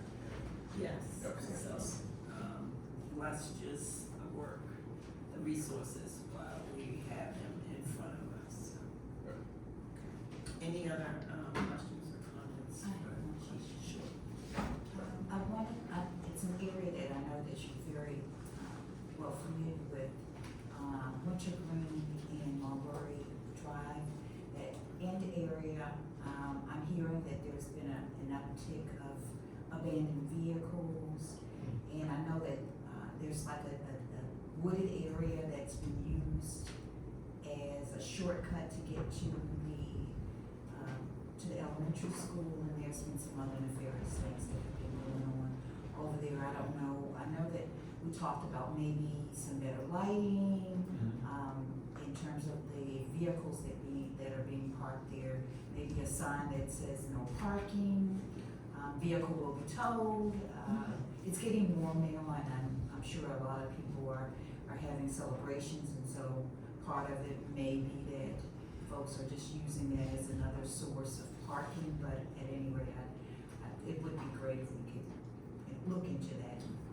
Definitely, I get with, Public Works, so we can come up with some signage and put that there actually immediately, as soon as we can get it ordered and just make it no parking zone. Thank you, Chief. And maybe some sort of, also cutting back some of that foliage back here. Lighting with looking seats out, I think they have power strips over, so that actually might be possible too. Yeah. All right, thank you, Chief. You're welcome. Quick question. Sure. What is your hours of operation? Because I know, I recall, like before Father's Day, there was a report, from residents, they said they had a large party. And I think it's like, they said that they reached out to a lot of us, Commissioner Ms. Sims, called a lot, all of us. And said it was like a large party on her street that kind of was like, it ended like 2 a.m. in the morning. And I think she said she tried to reach out to somebody from your team like 12 o'clock. So I recall at one meeting you said that you guys operate until like 1 a.m. So what is that process? I think the more important thing is when you need police services, the number one thing to do is dial 911. Right. So you're going to get an officer, whether it's from the county or to see District Heights. So in that case, I'm not sure if they're calling the station here directly, which our administrative officers close at 5, so officers don't have that. The only way to get an officer to your residence is to dial 911. Right. So if there is an issue, I encourage everyone to dial the 911. Prince George's County and District Heights are dispatched with the same dispatch system on the same radio frequency. So that's the fastest way to get an officer to your residence, not dialing me personally or you all personally. If you dial 911, they're sure to get a county or a city officer there.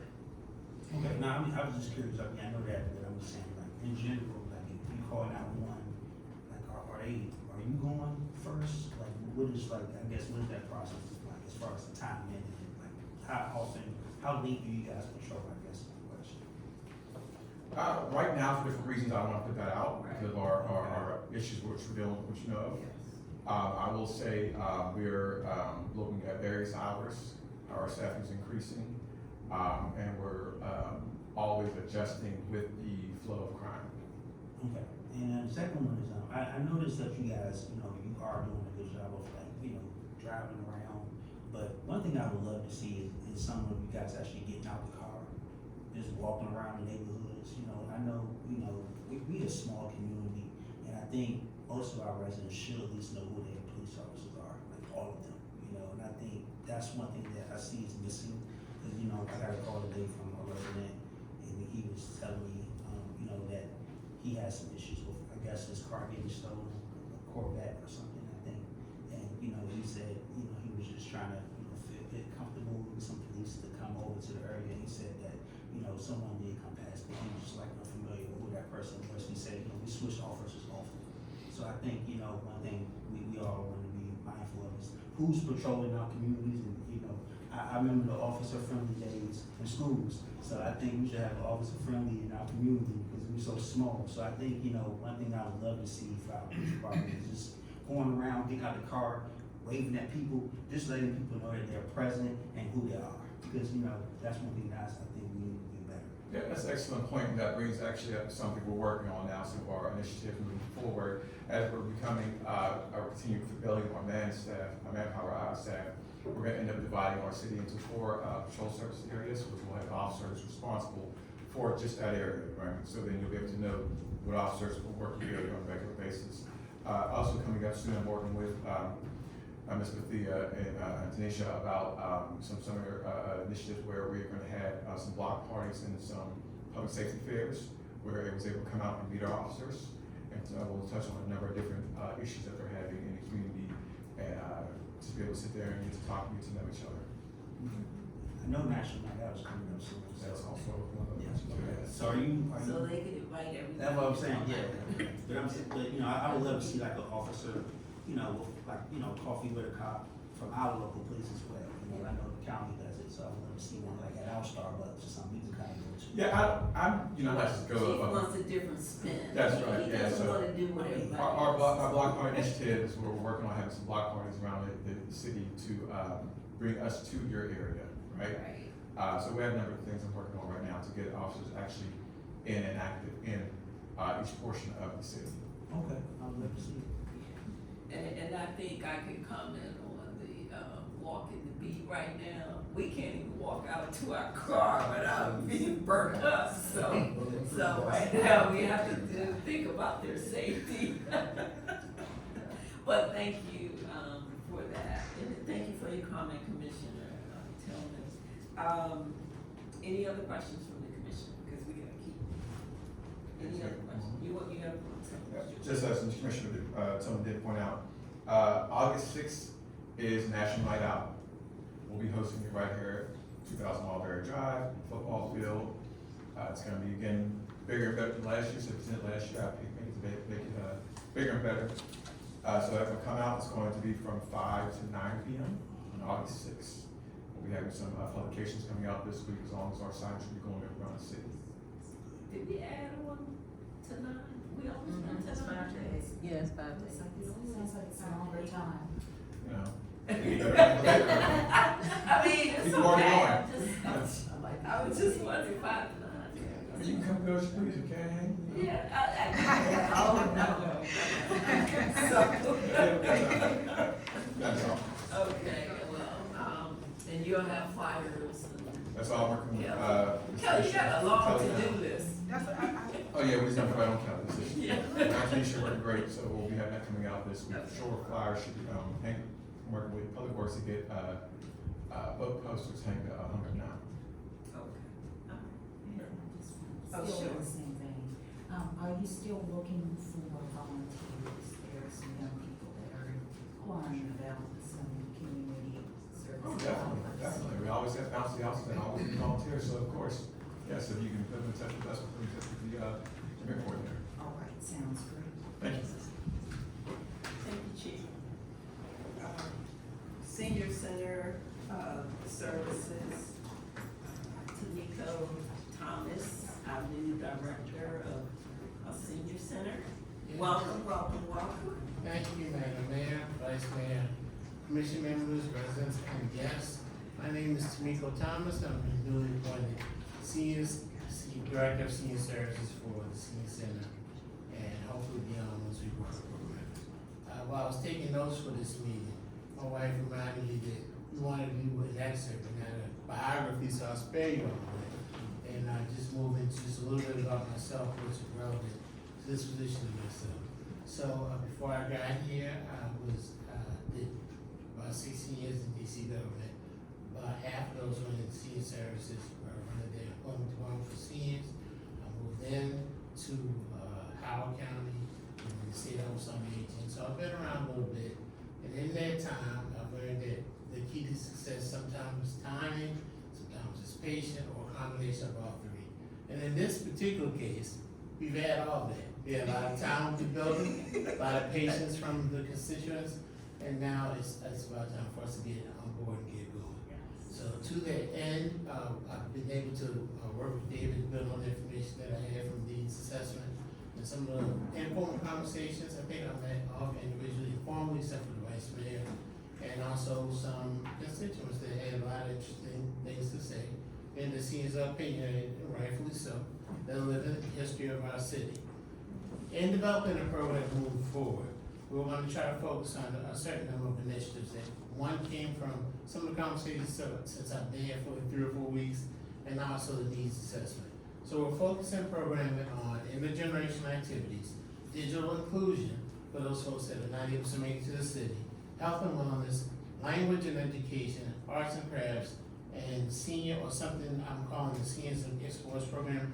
We take day trips and also trips a little farther out, depending on what we can afford to do and what our transportation plan looks like in the end. We want to focus on having a safe environment, fun with a purpose that has direct programming here in the city, but also later on some health and wellness initiatives dealing with our care providers, MedStar, and I think Care Access, to get some screenings to deal with some deeper issues that deal with seniors' health beyond just being here at the center. So that is the focus for now. Again, we're 3 or 4 weeks in, working inside out. We've been looking at the building and some of the things we need to get to the home run stage in terms of getting the building up to speed. We found some issues. We had one meeting already so far, and I'm proud of that, with AARP. They had about 25 members come in, and in addition to that meeting where I introduced myself, they also introduced themselves again after the meeting and shared some of the concerns they had or some of the things they'd like to see moving forward. We plan to incorporate as many of those things as we can as possible, but in an organic way, we're going safe, depending on what our staff panels looks like, and then also incorporation of some of the things that we already know. So that's the quick spiel of it, and I welcome any questions. Any questions from the commission? I just have one comment. That's your commission. Welcome to the city, brother. Thank you, appreciate it. I know you have a long journey ahead of you, so I'm gonna wait and see what happens. Good luck. That's it. Thank you. Okay, any other questions, comments, concerns from the commission? Welcome. Welcome. Thank you. Welcome, and thank you. Sure. I do have one related announcement that I can bring to this meeting, some of the commission's already aware of, but it does merit announcing in a formal setting. So on June 27th, we received final occupancy approval for the senior center. So we have final use and occupancy. We've been operating under temporary use and occupancy. That is a big milestone. So we got the first update from Mr. Thomas as the senior center or senior services director for District Heights. You can expect, over the coming weeks and months for communications from his office to start ramping up as we get closer and closer to announcing an opening. All right, thank you. Oh, boy, long journey. Okay. Family and Youth Services, Katrina Emerson. We didn't mean to leave you as last, but you're here. Oh, Good evening, Madam Mayor, Vice Mayor, Commission, residents. I will not be before you long, so I just want to kind of highlight some of the things that were taking place in YSB as we were closing out the fiscal year for FY24. We did have our closing meeting for our bi-monthly parent support group. We did a graduation ceremony for all the families that were involved. Of course, the goal of that program was to enhance relationships and finding ways for parents to be able to build connections with their children outside of technology and learning and teaching how to have conversations yet again. Also with that, of course, we sent Tannery, our part-time clinician who is moving into a full-time position with the YSB. I will say that she really loves the work that she does. And so we'll have her for a few more hours, and so she'll be able to continue to provide those services at District Heights Elementary. As we close out this year, they were able to put together, in addition to seeing the kids individually, Tannery and Taylor, and then we're calling TNT, were able to put together a psychoeducation relationship group for third and fourth grade students. And so they want to continue those groups in the upcoming school year, helping to make sure that those students have the ability to springboard with transitioning from elementary school to middle school. So with that, we did have our 2 audits. We had our county audit for our funding for our general funds, which is $105,000 to maintain our eligibility to provide those services. And then we also had our state audit for the $50,000 that was received. And successfully, we have maintained our eligibility in our programming and maintained our programmatic reports for the fiscal year. So we continue to have our eligibility for grants with the state and also the county for fiscal year 25 and 26. On June 19th, of course, we had the Juneteenth Festival. If I may, I'd like to give a round of applause to the department heads, the city staff, every department participated. I thank God for each and one of you who stood in heat from 7 or 6 a.m. to 3 to 4 p.m. that day to make sure that that event was a success. I was able to either pull someone's ear or ask someone to do something to step outside of their comfort zone to be able to make sure that it was a success. So what you all saw was your city staff and leadership making sure that this event was what you guys would have liked it to have been. And then I think that's, I'm gonna keep that real short and sweet. That's it. Any comments, questions? So you wanna announce your, My Soul Knows? Oh, yes, on the back, yes. So our admin assistant is taking over in my role, so Melissa Smith will be the race director for the My Soul Knows 5K Run Walk, which will take place. It is always on the 3rd Saturday in September within the lovely city of District Heights, rain or shine, so this year will be September 21st. You can register, you can go to runsignup.org. Of course, we are always looking for student volunteers. So we do offer community service learning hours for students, but also if you want to run, this course is actually certified for at least 2 more years in the city of District Heights before we do recertification. So that course will take place in the city of District Heights, as I said before.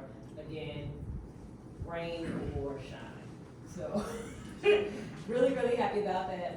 What I also want to mention is that with the Hope in Action Anti-Violence Collective that the YSB and the YDF are working with the county, I have spoken to David on the recommendation we are looking for violence interrupters.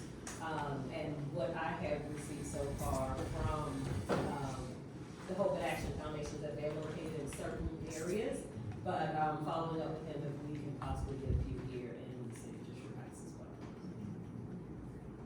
Okay. Any questions, comments, or concerns for Katrina Andrews? I just have one.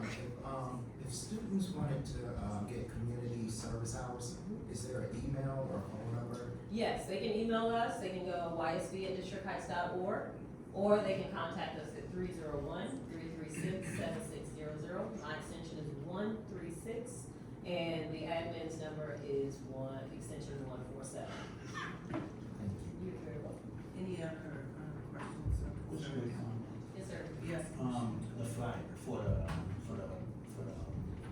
Okay. 5K, when is that coming? Yes, sir. So we're updating it now, but of course I'll make sure that it goes by Kelly before it goes out, and then we'll send it out to you all. Okay. And then we'll What have time all is the that? information. What time? So the race actually starts at 8 a.m. We try to keep it as early as possible so that we can avoid having direct selling. So we're usually done probably around 11:30, 12 o'clock. And less traffic, right? Yes, less traffic, less disruption to the city as much as possible on that Saturday morning. Okay. All right. Well, thank you so much, Katrina Emerson. Keep up the good work. Before we have some action information items, but I think it would be a good idea if Kelly came up and just talked about the branding, just a little bit of it so people can understand where we are and why we're not moving so fast right now. Good evening, Mayor, Commissioner, audience, residents. For those who don't know me, my name is Kelly Bethea. I'm the Director of Communications for the City of District Heights. First and foremost, I want to apologize for the delay in some things that happened in my queue. I want to be clear that as far as Shred Day, because I know that was a thing that, a point of contention earlier this evening, all communications for that has now been sent out. I was doing that in the back, so you should see it on the website now. You will see it on social media first thing in the morning. You should also have the flyer in your phones, and it is going out via constant contact email marketing by no later than 9:45 tomorrow morning. So again, my apologies for the delay, but it is out and it is sent. Regarding branding, we have been on an aggressive timeline regarding branding, and the reason for this is because I do not feel comfortable moving forward in the direction that the mayor and commission have so outlined for me, which is so progressive, so forward thinking, with just a city seal. And I want to be clear, the city seal is not a logo. The city seal is not branding. The city seal is an official emblem that should be on official documents, and that's it. And I tell Mayor this all the time, I want the city seal to be something that when you see it on a piece of paper, it is serious. It shouldn't be on just a 4th of July flyer. It should be something on a proclamation, a citation, things of that nature. So what the branding process has been, we had a really good turnout of about 13 official submissions on the RFQ that I sent out. I sent that out when did it? May, early to mid-May. Deadline was May 31st. By May 31st, we had a total of about 13 to 15 submissions, which is great. All but about 2 of them were minority and local owned. The selection that we picked, the name of the company is called Pixanow, headed by John Ojo. He is a Prince George's County resident, lives 10 minutes up the road in Upper Marlboro. I was trying to get as close to District Heights as I could. But alas, he is excellent. Once we finalize the first stages of research, I will feel comfortable enough sending you all his proposal and what we're talking about, because then we will have an idea of where we're going with it. You might have seen him at the 4th of July event. He probably came up to me and was like, quick, 5 words regarding what you like about District Heights. And that's all part of his research, right? Because he wants the immediate reaction of what you think about District Heights. And that's just step 1 regarding his research. I've also given him permission to speak with our kids for summer camp, because one thing that I really want to be clear about regarding moving forward with branding is that it is easy for children to draw, because that is a good tenet of a good branding strategy, of good graphics, and I want to see what the kids have to say, because they're going to be living here after we are. So I think that's a really good initiative there. Anything else any questions? I am here for questions regarding anything cops related. I am here. Yeah, well, I was very impressed because it was a vigorous process. It was a vigorous process. What time again? Yeah, we had scoring sheets, we had, spreadsheets. I almost did everything short of a webinar session on how to, get everything together. But I found it fun. It was fun. really enlightening, getting to see, honestly, the creativity of all of Maryland. Yes. And the DMV at large regarding who's in branding and who can do this, who can do that. Some of the submissions came from people who have done branding for other municipalities, so we got to get a sneak peek behind the scenes on what their thought process was for surrounding municipalities. That is not the case with Pixanow. In fact, we will be his very first municipality. Yes. So I think that's really, really good. Considering I'm the first director of comms, this is his first municipality, I figured it'd be a good team up to see what we're made of. And the most exciting part also was the dashboard that Yes. they create is their business, and so it's not a lot of emails, phone calls. We have Correct. this dashboard where you see the status of everything, and he's so personal where He really is. you wouldn't even know that this is his company and this is what he does. So Yeah, so, we're excited. Not everybody will have access to the project management side of things for obvious Right. reasons, but just to give you a visual, it's similar to the Monday app, you know, Gantt charts and progress reports, assignments, things like that. And it holds both parties accountable. You know, I have homework to give to him, he has homework to give to us, and it's a really good way, like Mayor said, of being transparent and accountable for everything. So again, I'm really excited regarding branding, and I did mention that it is an aggressive timeline. Everything should be done by no later than the first week of October. I'm pushing for the last week of September, because I don't want anything pushed out further as far as what we can do branding wise. So, thank you for that update. Sure. Any questions? Any questions for Kelly? All right, thank you very much. So now you have an excuse. Yes, I do. Appreciate you, Kelly. All right.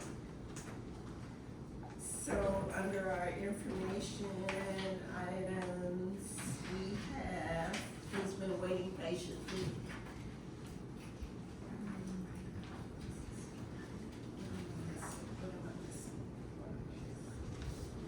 Oh, collective bargaining update. So we have David Street and Brothers Farrar, and then we have.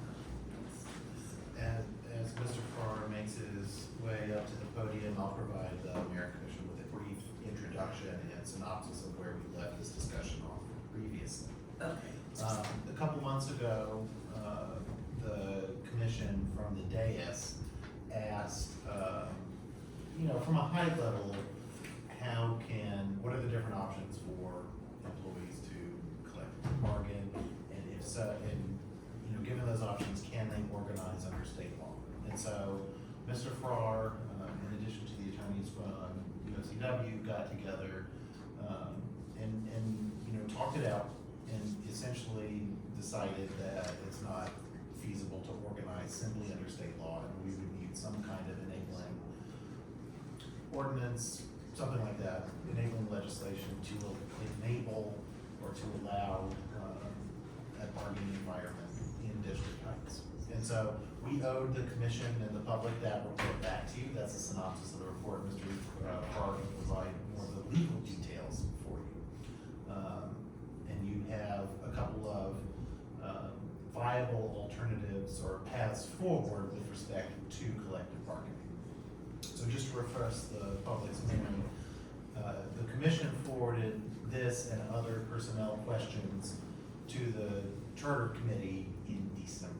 So the charter committee is taking up, you know, Article 7 as which is personnel in the charter as a part of their ongoing work. You know, recently they have been presenting and working back and forth with the commission on Article 3. So the commission could maintain the status quo and allow the charter committee to continue their work program and present when they're ready. The commission could also choose to explore accelerating collective bargaining in District Heights. You could, for example, look at either codifying it or doing a targeted charter amendment on your own. That is the path that Laurel decided to take some months ago, I believe, about a year ago. And so it is a viable option and available to you should you wish to pursue it. And with that, I will leave it to Mr. Farrar to talk about the legalities of each option. So, good evening, Madam Mayor, Vice Mayor, members of the commission, to the citizens of District Heights, good evening. Several of the options that we did look at, and I do want to express our gratitude to the United Food and Commercial Workers Union and their legal staff in working with us and exploring these very options. We did think that a path forward might be what's called preemption, organizing under state law. We looked at it together and found that was not a viable path. As the city manager indicated, what we can do, again, is the commission may look at doing a codification. That would go through the normal process of codifying that with the end of which, maybe, the commission may want to do, is to move forward on doing a charter amendment outside of the charter committee, process. And that will take the process as outlined in the city charter. We do believe that, again, all of those options are available to you, or, again, the last option is, the city manager indicated, is to allow the charter committee to go through their process. They have taken up, Article 7, and come forward with, any recommendations that they would have with regard to, putting in a unionization, into the city charter. So those are the processes. Again, it'll just take time. Whatever the commission decides to do, we still have the processes, notice, comment, posting, all those processes that we have to go through. So those are the processes that the city commission, whatever you want us to do, we'll move forward and, we'll work to make that happen. So, I'll entertain any questions that you might have.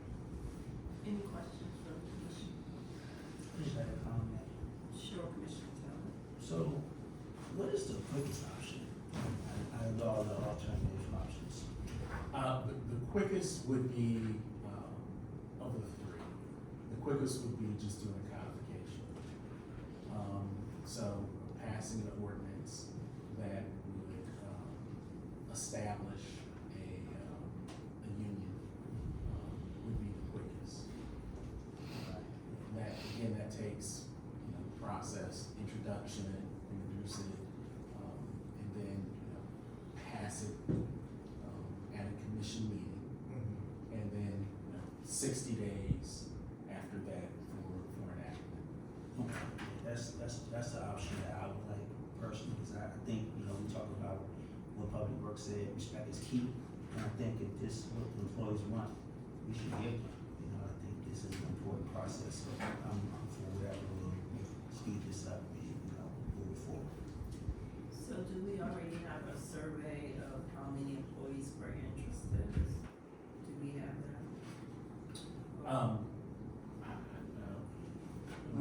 So management doesn't, the tack that management is taking is to basically not Right. get involved in either advocating for or detracting from, the establishment of an environment. That might be a better question for our, USCW really.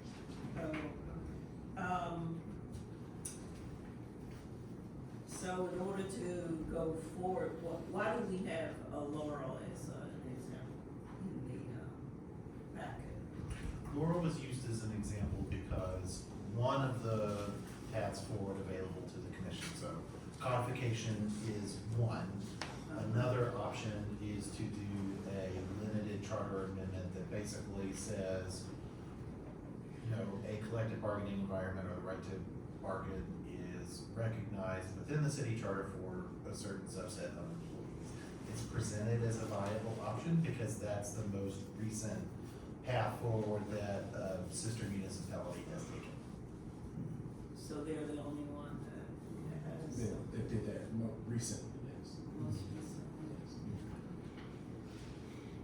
So any, questions from, the commission regarding this, on the options? I do. Okay.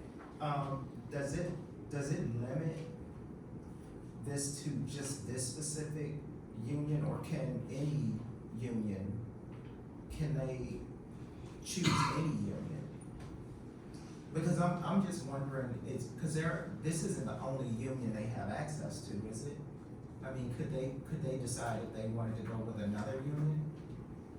Yes, so from a high level, the process is the enabling legislation goes into effect saying, yes, we're a collective bargaining environment. And then there's a series of kind of opt-in or election processes where employees come together as bargaining units, get recognized, and then select their representation. So could be SEIU, could be any number. They could all come in and advocate advocate for, why they think they are the best organization to represent our bargaining unit, or units, as the case may be. So we would make, a resolution to say that we are an environment that welcomes union representation. And then we would allow basically like an open season for unions to come in and give them their spiel, so they could say why you wanna go with us. Is that? Is that how it works? Sort of, yeah, sort of works like that. So, each of the unions has an opportunity to come and present and to help organize.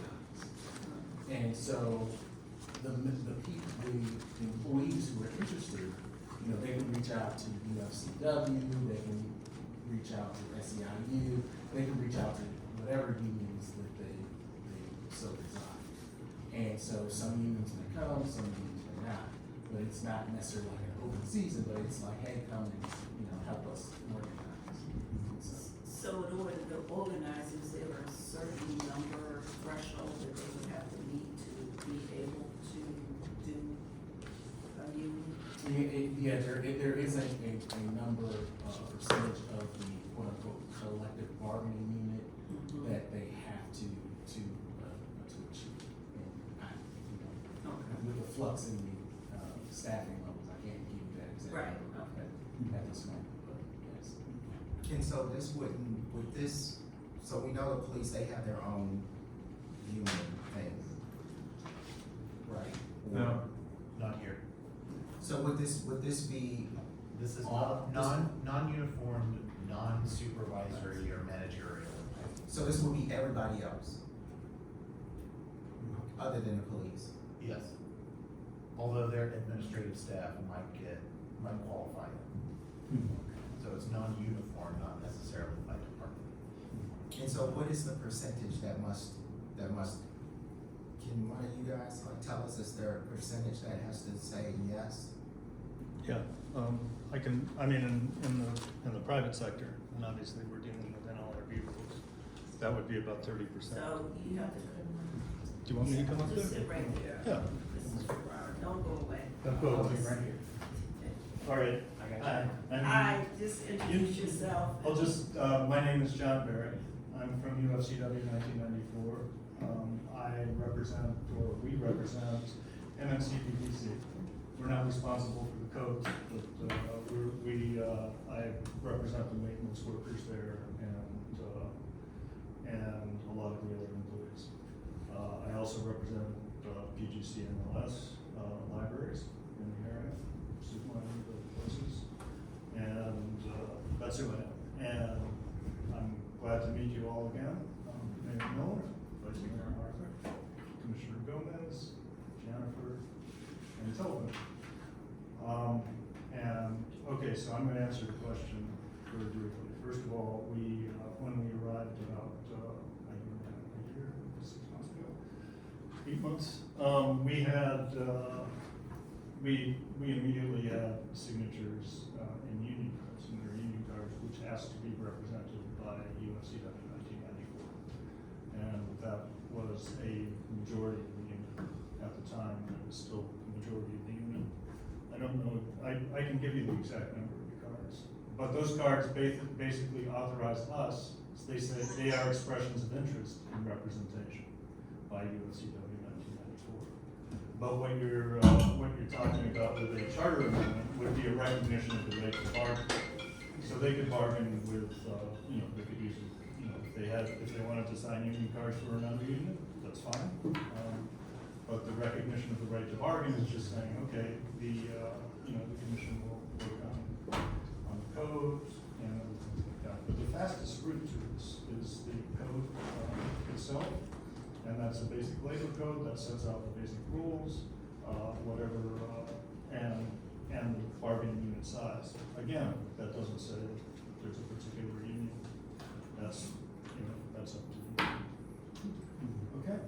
And you said it's 30% of the staff? 30% of this, the amount that signed it is I don't have the exact number, 60-70%. A large, I think we had 14 or 15 cards, but I can give you the number. Okay, so in order for, because I'm confused, I just want to be clear. Yeah. So in order for us to become a union shop, what percentage of our staff have to say yes? To become part of a union. To say shop. that this place becomes union? Yeah, there would be a union election, and they would have the opportunity to vote yes or no. And what percentage of them would have to say, would have to say? That would have to be over 50%. Over 50%? Yeah, but we would prefer it to be much higher. And so we do this, and so if we do this amendment or this, they don't necessarily have to pick you. No. And so so that this group of people could invite other unions and they could look at things such as cost and all those other things, because I'm sure there are other perks and other things that unions, they can negotiate other things that maybe there are things that you guys offer. Yeah, they can sign union cards elsewhere too. And They can do that anytime they want. And if this does become a union place, there are people that don't necessarily have to be part of the union. I work at the Library of Congress. It's union, but I said, no, I don't need it, so I don't wanna be part of it. Yeah, in the public So they don't sector. take any of my money. I want all my money, so. And when we form in the public sector, and I represent Enroll and I represent PGC, you don't have to join the union. Membership is not mandatory. If this was private sector, that would be good. Okay, understood. So, okay, thank you. All right? All right. But I'd just like to, just to go on to say, it has been a while, I'm coming here, once again. I guess in a year, I've come to admire the community of District Heights a lot, all of the work you do and how you keep this place going, and you take your jobs very seriously. So I've been to a lot of festivals, Yes, you have. Juneteenth, and other Yeah. things like that, and I Yeah. consider it a privilege, and I look forward to working with you, because they also want to be part of the decisions that are made in this community. They are part of the decisions. Well, they wanna do it, I they just wanna do it in other ways, okay? Thank you. All right, And thank please you. give me, you have my card, you have my number, anytime anybody wants to talk to me, and I don't just have to run out after you at a festival or something like that, I would love to do that, okay? Okay. So if you have other questions, Vice Mayor Harcourt, or anything Oh, else, okay? thank you. No. All right, thanks. Okay, Mr. Farrar, you come back to the podium. Yes, ma'am. So do we need time to kind of look at the options or discuss, or what do you all feel that's best to? It's been a while. I'm ready. I'm ready. I'm ready. Yeah, I just wanna maybe a little bit more discussion in terms of what decision, because I know over the course of the last year, as we've discussed this, I've heard that we're all pretty much in favor of moving this forward. And so if that is the case, I'm looking at the alternatives 2 and 3 on the steps that we can take. Which is number 2 would be a limited, if I'm understanding this correctly, the option 2 would be a limited amendment to the charter section 7, is that correct? Correct. So can David or Mr. Farrar, can you explain what's the difference between options number 2 and 3? Yeah, the difference between option number 2 and 3 is, you recall, one of the issues that Mr. Farrar and I highlighted for the commission when we discussed this last in January is that there's a little bit of a cart before the horse situation going on with how personnel is organized in the city. Oh, right. Right, and so the charter vests all of the personnel authority in the commission, hiring, firing, pay, all of it, carte blanche. What you've done for the last year and some change is delegated parts of that to staff to administer. You've done that by resolution, which is, a formal way of telling staff or me how you want a specific thing done on your behalf. It's not a permanent solution. And so what we don't have is a is a regulatory environment that supports any kind of personnel system other than direct commission control. So there's not a merit system, there's not a, adopted system other than what's enumerated in the charter and the things that I promulgated since, being delegated some authority by you. And so the danger that you run into, and it's not an insurmountable danger, but it is something you need to be aware of, is that if you go all the way in on collective bargaining, you have the potential to set up and adopt a labor relations ordinance that is ultimately not compatible or congruous with your personnel code that is kind of working its way through the process.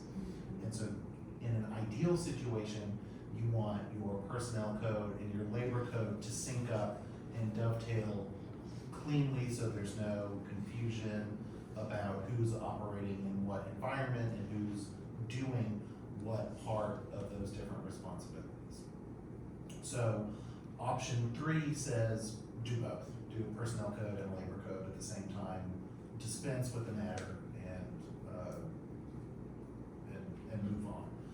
Option number 2 is a little bit of a slower take and says, let's do a charter amendment that recognizes employee rights, but doesn't go as far as setting up the final environment quite yet. So it's sort of an incremental step, right? So what you would be doing with number 2 is signaling to the staff, the community, et cetera, to say, this is what we're doing, this is where we're going, see, we're codifying it in our charter.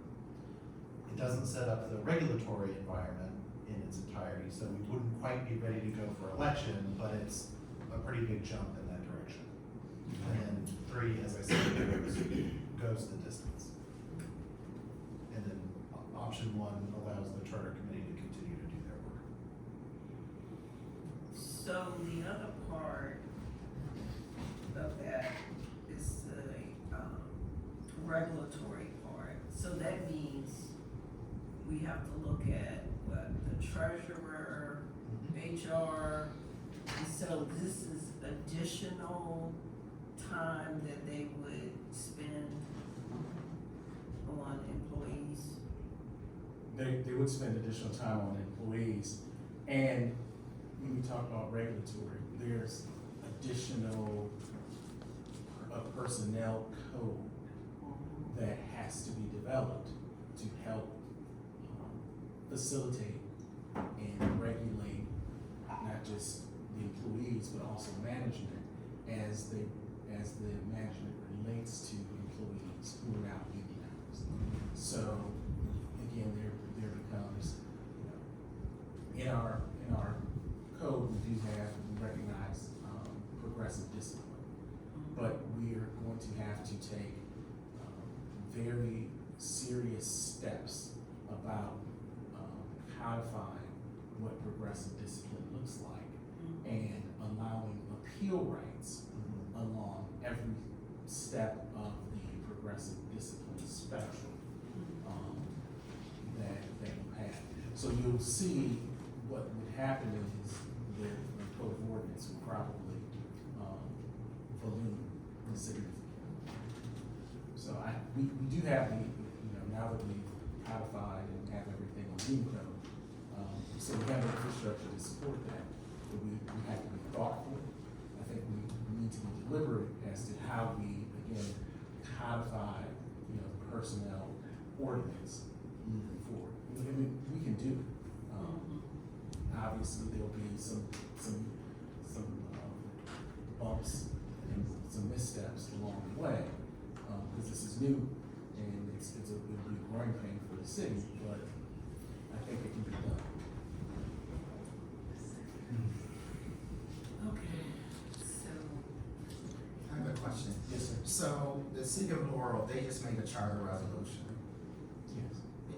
So we do that, we just make a charter resolution, we just catch up the personnel manual to fit into with this new union environment.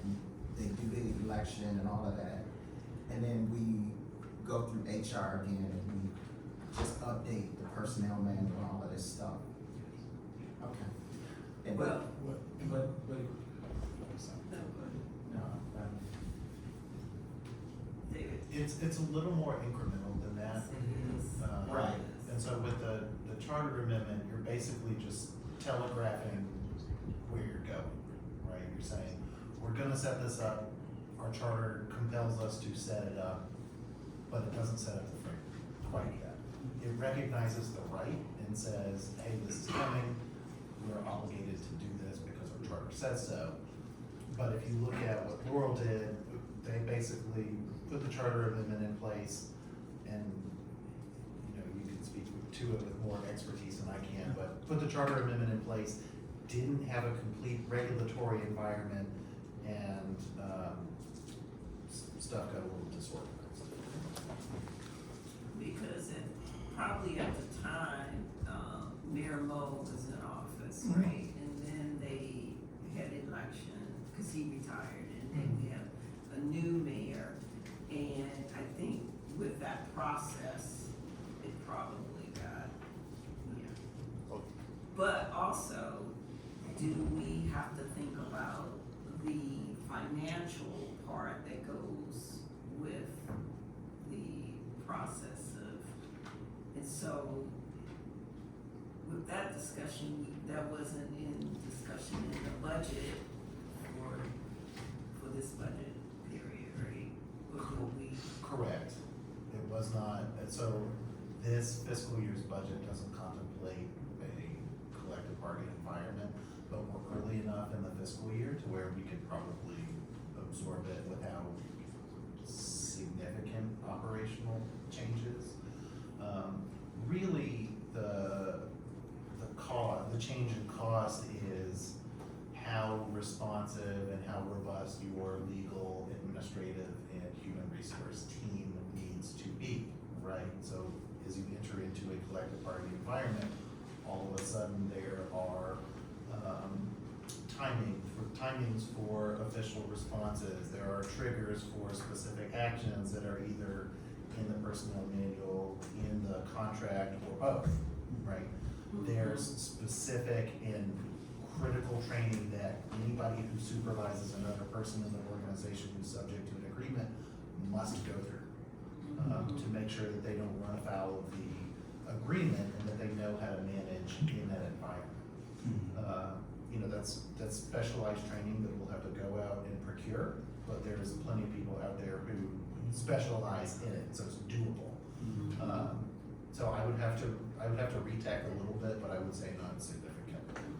so my question to you is, so if we do our part, what changes for the employees? So does that mean that, on our end, that they are monitored more closely to make sure that nothing happens to them?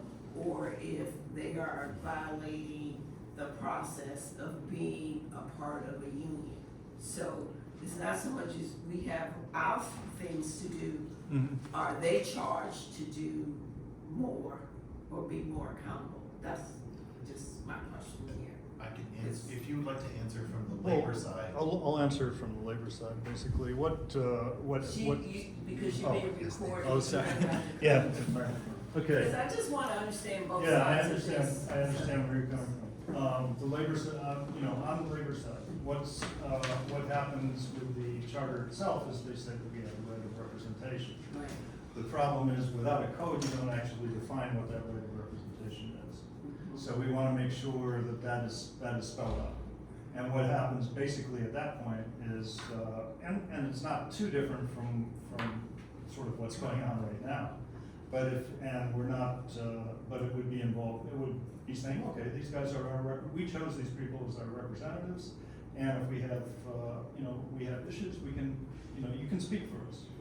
Once you get to the point where there's the code itself will say, okay, this is the route toward coming up with a contract. And then and so the code will say, okay, in X amount of time, you'll come up with a contract, you are authorized to do that with the city manager or something like that. When the contract comes up, usually the contract is written by management and the union, and it usually includes most of the personnel code as it already exists. So when you look at the question of the disciplinary process, what we did we just sort of incorporate the disciplinary process. If there's something we want to add to it or we negotiate, we add that to it. But much of what already exists, and you've been working recently on the personnel code, is actually placed in the contract, so that requires both sides to follow.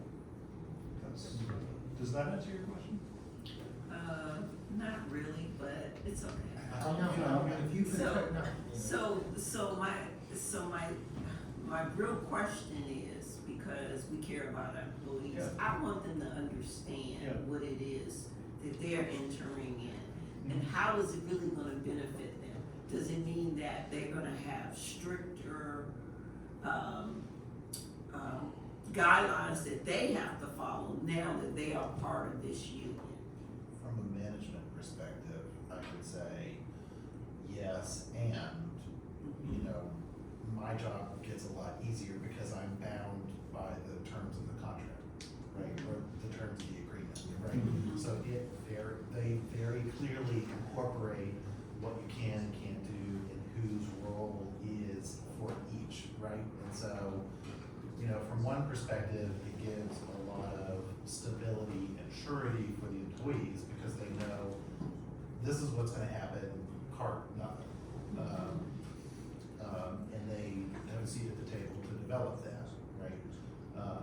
From a management perspective, the way that our personnel system is set up today is I have a tremendous amount of flexibility, right? And so that goes away for the most part in a collective bargaining environment by design.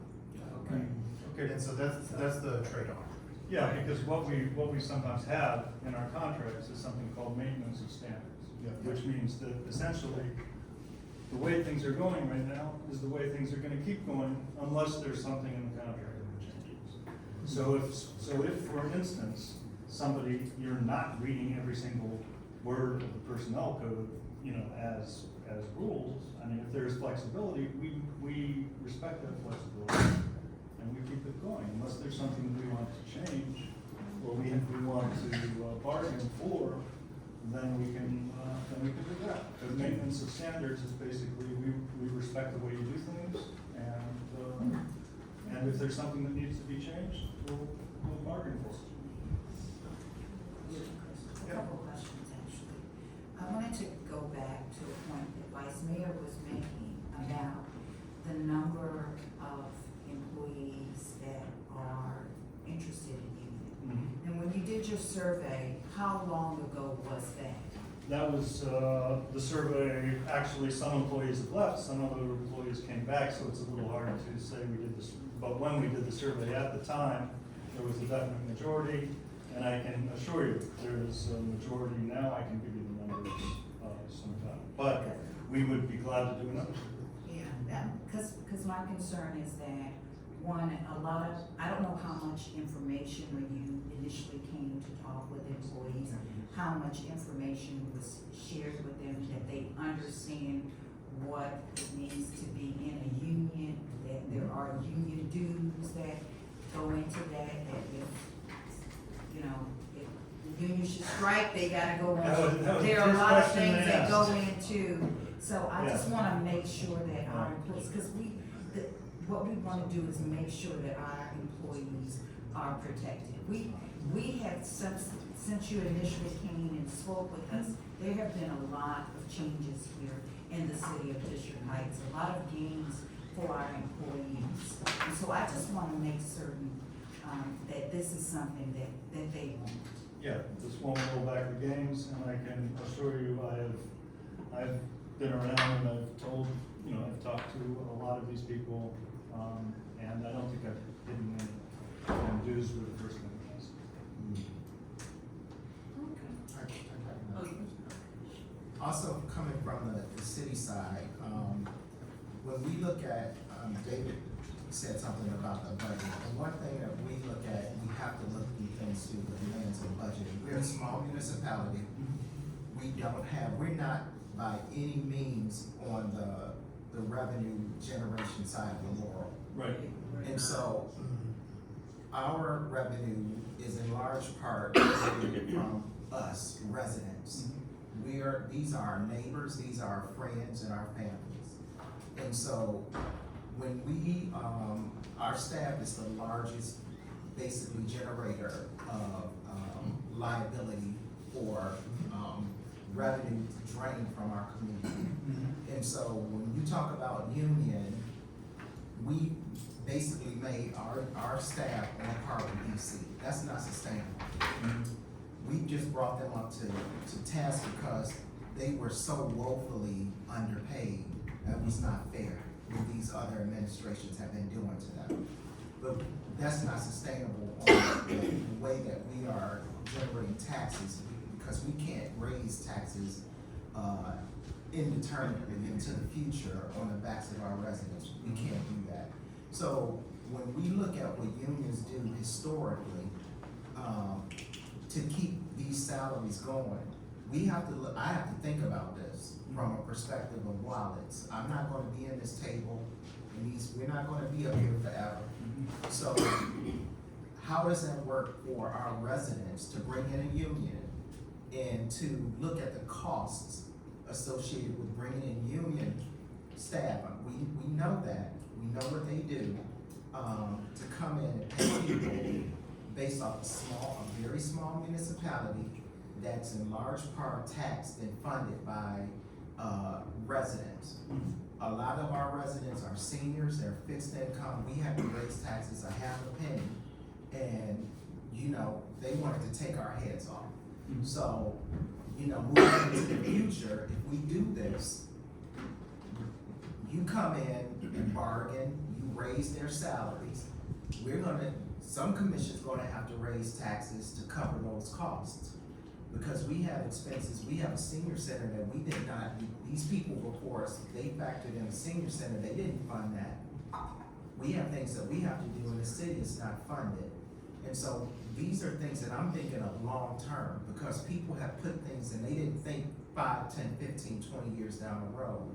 And I'm thinking 50 years down the road. And so these are expenses that I'm thinking about. So this is an expense that I'm thinking about is this staff.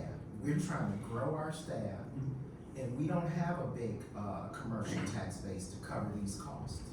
So what does the union do when they come in and they start, squeezing our residents, not the city, our residents, for more money? How does that factor in? Do you consider the fact that, that you're gonna be digging into the pockets of a primarily senior and low income community who is not the city of Laurel? We are by no means the revenue generators of Laurel or Greenbelt or anybody else. We're not them. Right. So does your union take that in consideration? Oh, yeah, I mean, look, whether we want, this is basically what the process is that we've gone through, because I recognize definitely, and I know something about District Heights now, but I recognize that every single, we, in the public sector, we work with a lot of different governments. Whether it's state, county, or municipal. With each one of those people, we go through a bargaining process, usually with the city, the city administrator, whoever bargains with us.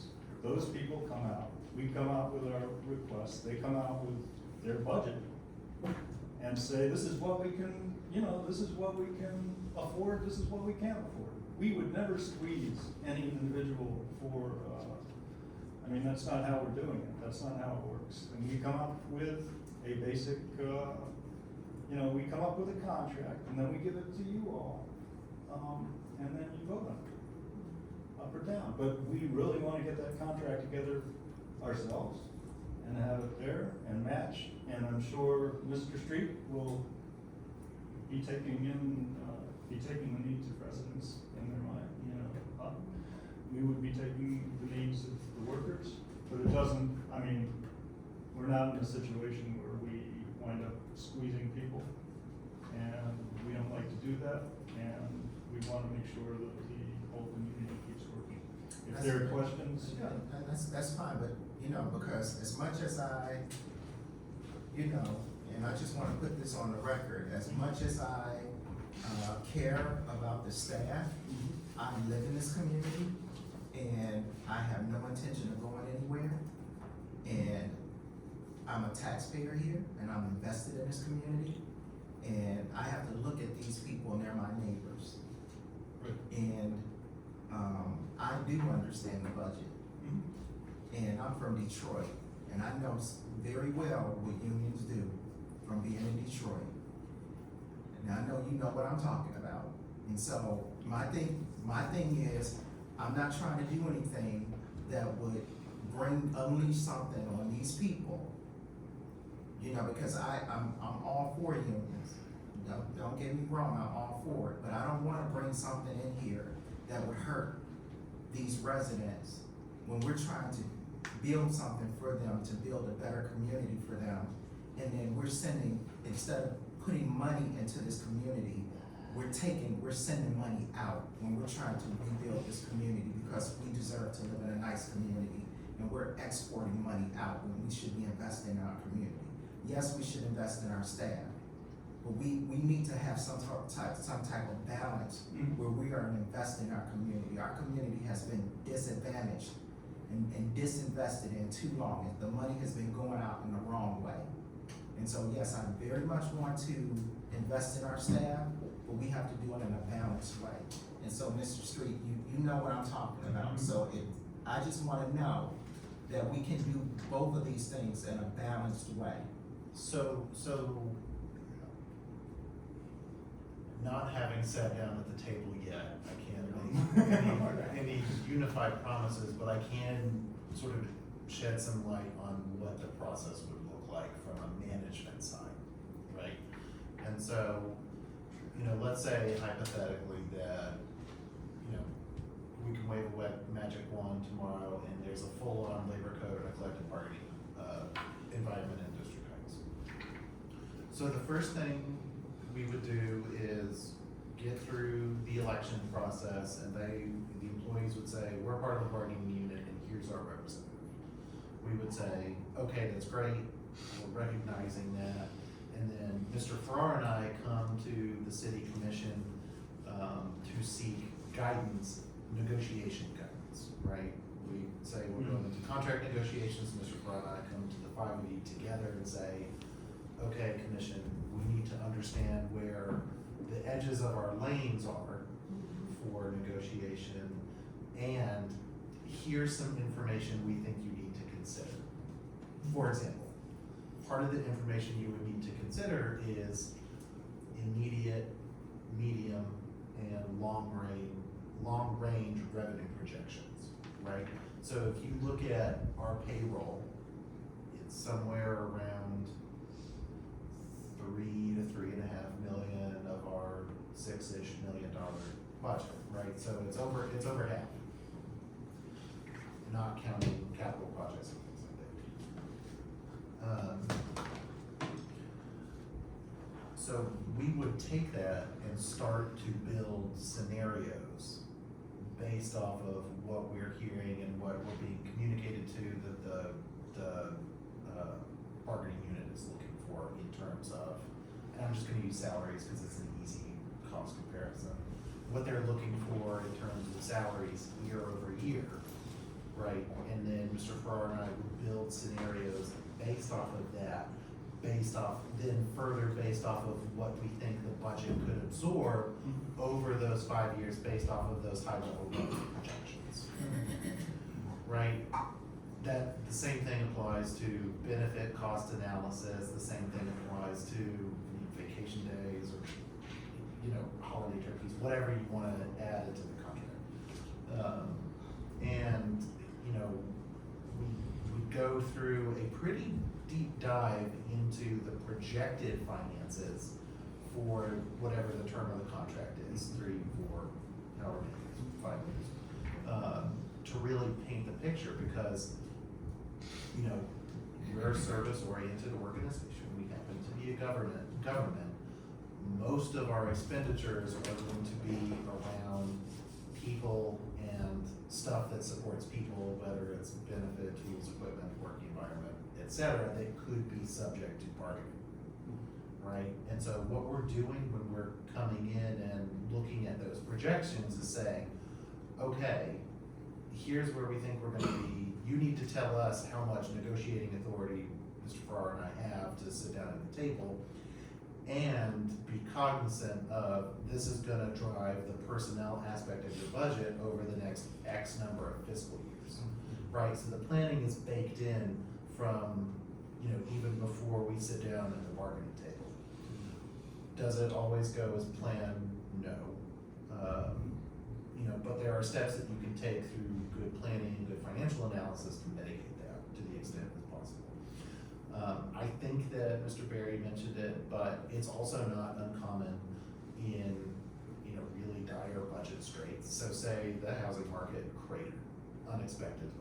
It's also not uncommon for bargaining units and employers to sit down to work through whatever the emergency is, so everybody keeps their jobs, right? As opposed to, you know, ripping people out, like the contract would perhaps call for based off of seniority.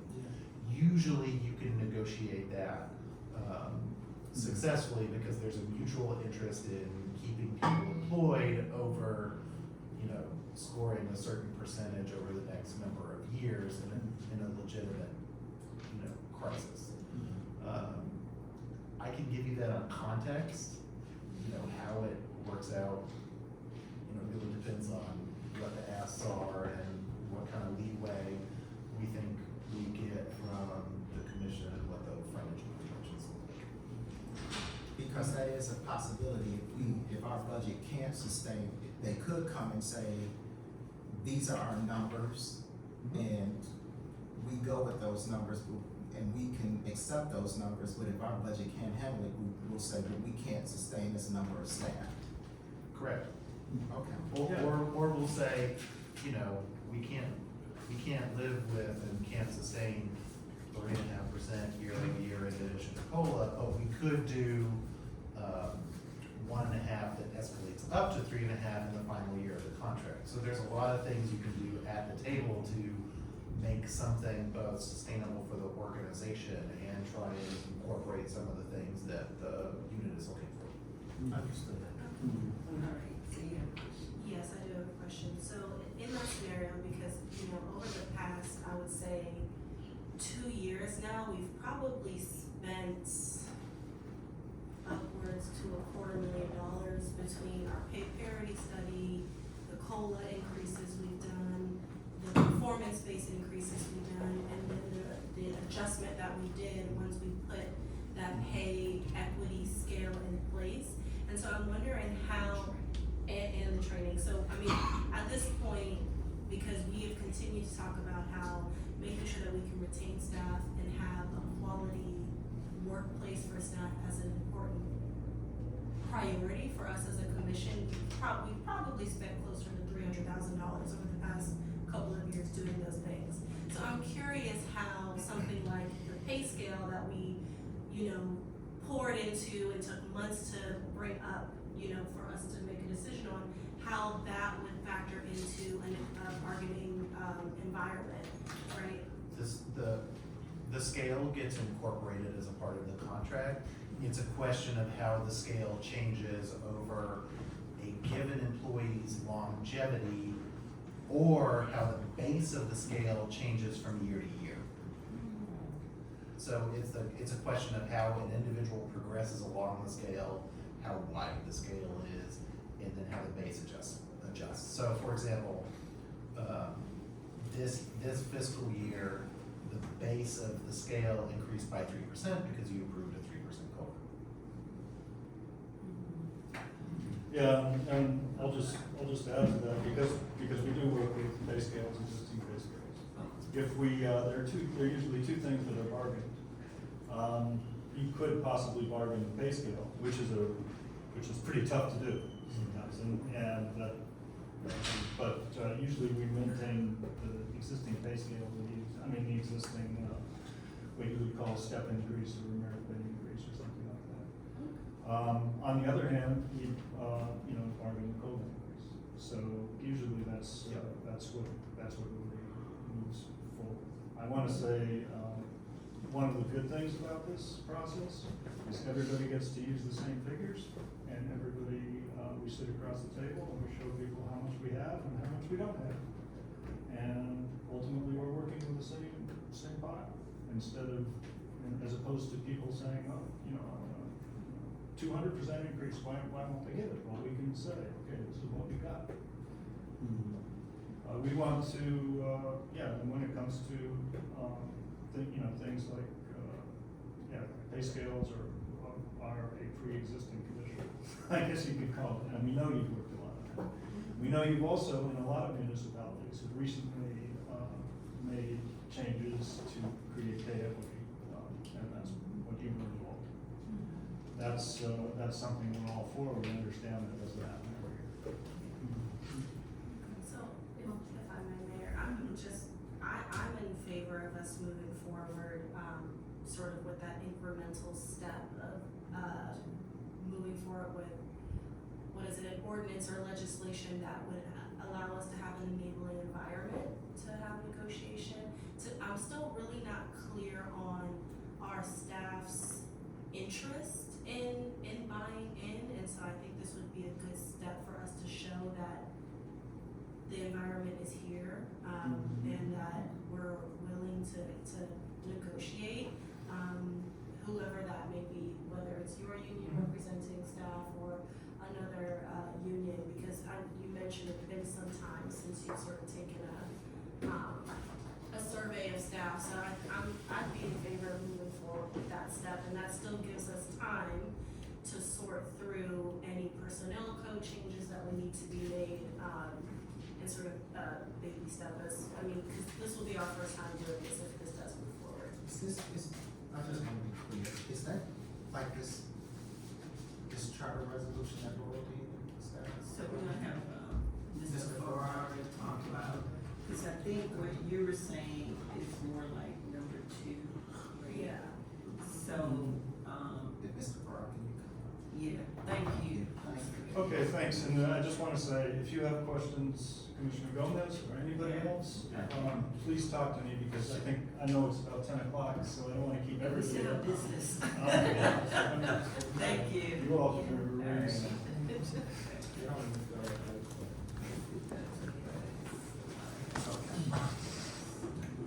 So, Yes, sure. So, Mr. Farrar, I just want to be sure, so I'm looking at this charter resolution from Laurel. And would this, and David, would this do what we needed to do to get started, or what would be the, I think the next step would be, if that's the kind of trajectory you want, would be to direct Mr. Farrar to draft something specific to. We provided Laurel as an example. You're right. That's not necessarily what ours would look like. Right, But that would be the thing. That definitely would be the thing, and what the rub is, the real difference is, we have a commission form of government that vests within the commission all of the personnel, power, hiring and firing, and so we have to be very strategic about how we peel the onion and put some of that power into a collective bargaining environment. But yeah, that's what we definitely have to do. Quick question. Sure.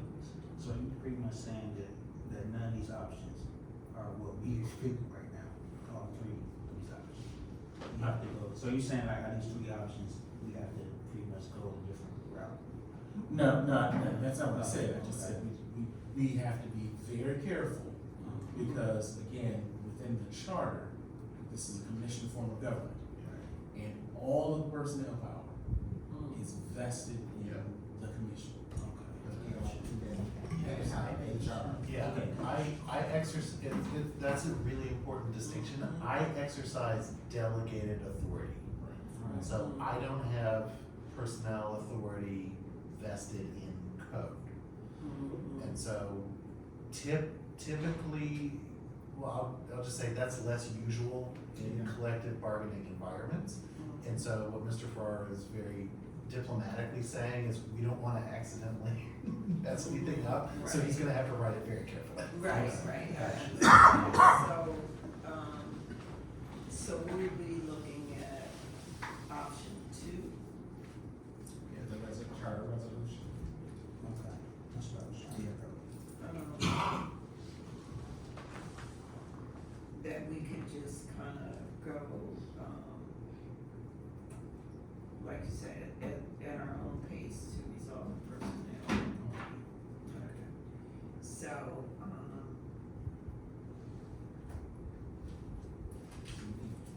so we just need to do a, motion on adopting number 2. I have one question before we go. Mr. Farrar, Yes, ma'am. if we go with option 2 to kind of move forward and explore and wait for language from you, if it pans out that there's not a majority of staff that would like to go with a union, where does that leave us? Are we compelled? What route would we proceed in? So you would still have the charter, resolution that you change the charter so that you would still be a collective bargaining environment. Okay. Okay. So they can still keep trying. Good. I think that's fair. Yeah. I'm not opposed to it. So should we do a motion to I mean, rectify that? you can do a motion or- Number 2.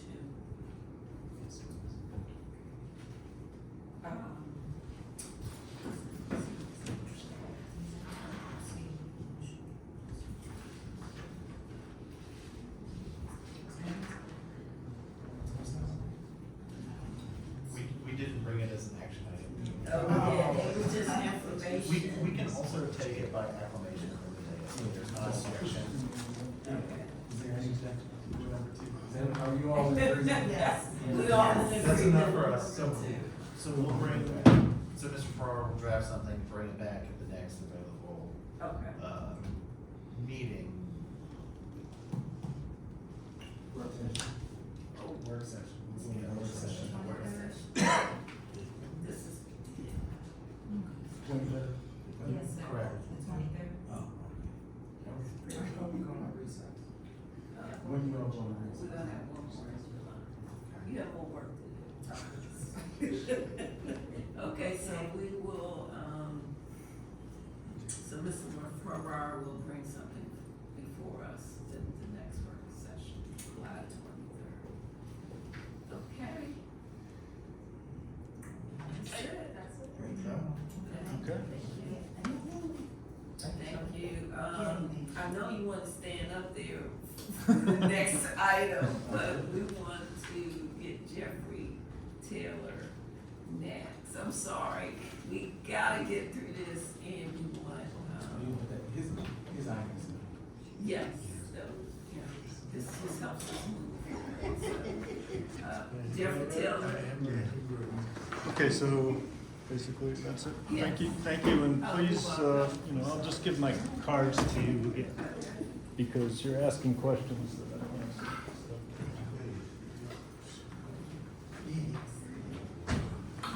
So, Mr.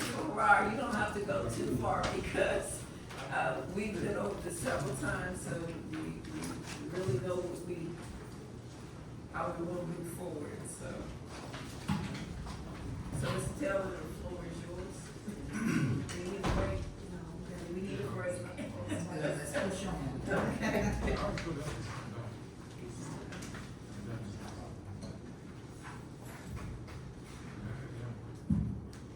Yes, Mayor, and, Vice Mayor Commission. What we have here is a facility use policy. Like you said, we've been over this a couple of times. It's, pretty much in, the framing and the subsequent information is pretty much in place. We collected all of the data, comments, as well as, some of the great ideas, from our previous meetings, and we packed it all in here. Just quickly going through the packet, there are 12 items, starting with purpose and availability. I'll just quickly go through some of the highlights, and then of course, if I miss anything or if there are any questions, we can, follow up at the end. But out of the 12 items, we have our purpose and availability. Just going over overall, then I'll just follow up with subsequent information. Application required, security deposit required, pre and post inspection required, insurance required, private events, alcohol, tobacco, and drugs, safety and security, dogs and other animals, cancellations, general rental use regulations, and last but not least, the fee schedule. So going back up to the purpose and availability, we have it listed, the residents and resident serving nonprofit and civic organizations. That was one of the items. Underneath that, we have the options for indoor and outdoor rentals. So we have our municipal gymnasium with a 240 cap for facility rentals. Ground floor restrooms, ground floor kitchen for food prep only. And then outside, we have the municipal field and grounds, which include the football field and basketball court, but those are only available for league team and sporting reservations. Okay? Then underneath, we have the facility must be closed by 12 a.m. That's like the meat of that section there. Moving down to the application required. The facility use applications are considered on a first come, first served basis. That was something we wanted to point of reference there. Reservations are confirmed upon receipt of payment in full. All rentals are approved at the discretion of the city manager or designee. That was something we wanted to highlight. The city manager may waive the 30 or 90-day requirement on a case-by-case basis. I just have my notes and highlights here, but as you guys see, as I go through some of the items here, definitely share as needed. The security deposit required, a refund of the security deposit of 10%. That was something that we wanted to make sure it was in place. It's separate from the rental fee. Moving to the pre and post inspection, that's something we wanted to have required. So inspection at any time by any authorized city representative, District Heights Police, Prince George's County Fire Marshal. So that allows us to not only do inspections before the event and after the event, but of course if we notice anything during the event, we are so inclined to observe and then of course make adjustments as we see fit during that time of the event. Insurance required, a $500,000 policy, and of course at least 10 days prior to the rental event. Private events, on-site ticket, admission, and cash collecting is prohibited, so we don't want that happening at the door. Alcohol, tobacco, and drugs, of course, we're going to be a dry facility. And then of course, failure to comply with this requirement could result in your event being shut down and any future bookings may be denied or canceled. So of course, drugs include everything from beer, wine, champagne, liquor, and of course vaping, etc. Safety and security, rentals exceeding 100 people will be referred to our District Heights Police Department for evaluation so that the number of officers can be put in place appropriately. Dogs and other animals, of course, are not permitted unless it's in the use of a performance or assisting individuals with disabilities. Moving on, cancellations. Of course, cancellations must be delivered in writing to the Department of Recreation and are effective at the date of submission. So the email would also help with that, tracking when that was submitted. General rental use and regulations. I won't go through each one. There are 16 of them. But of course, it starts with everything from food preparation to noise levels. I'm just highlighting some of the things that we poured into the document during our meetings, prior meetings. And per household limitations, those were some of the highlights at the meetings. Then of course,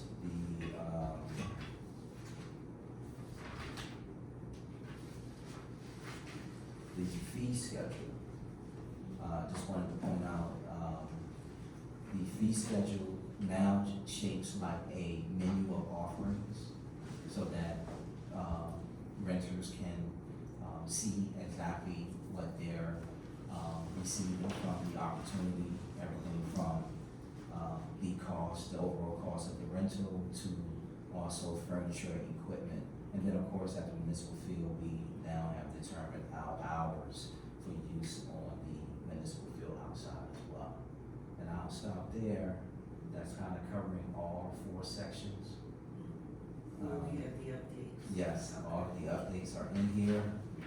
And then, of course, the 12 items with the general rental use and regulation have 16 parts. And all this information will be available on our website for our residents to view. And if anyone needs a copy, once approved, those will also be available at the Recreation Department. Any questions? I think David and I poured everything in here. David shaped the frame. I took it from there, shared it with the frontline staff that work the parties to make sure everything fits from an operational perspective. And then I got my notes back to David, and here we are. Okay, thank you for this. I know it was pretty painful, but think about the years that we've been operating on an old policy, so, any questions from the commission? I did, I just have one question, and maybe this is something that, David, maybe when you review this, I just had a question about, we did have a problem with, when I looked through the examples, just some people who had, they consistently reserved. Yes, I'm glad you brought that up.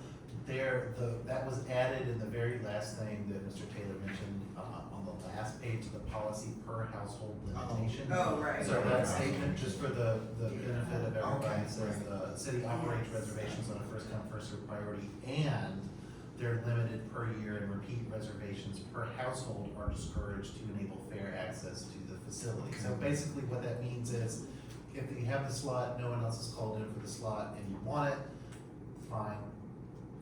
But if we've got other people trying to get it, or Recreation knows other people are trying to get it, we're gonna say, hey, listen, you had an event last quarter, we're still in the open window, we'll let you know if the window closes without a reservation. Yeah, okay. The other thing that I did wanna highlight for the commission is that this policy does not include commercial or for-profit entities. There's a policy coming before the commission on the 23rd that speaks specifically to public-private partnerships. We think that those should be done by partnership agreement or by MOU. Yes. Oh, Right, and so Yeah. that makes it a contractual process instead of a kind of an amenity that's available for residents and civic organizations that serve residents. This looks great. Yeah, it does. Yes. Great job on this overview. Yes. Okay, so are we ready for a motion to Yes. adopt this new policy? Yes. I'll take a motion.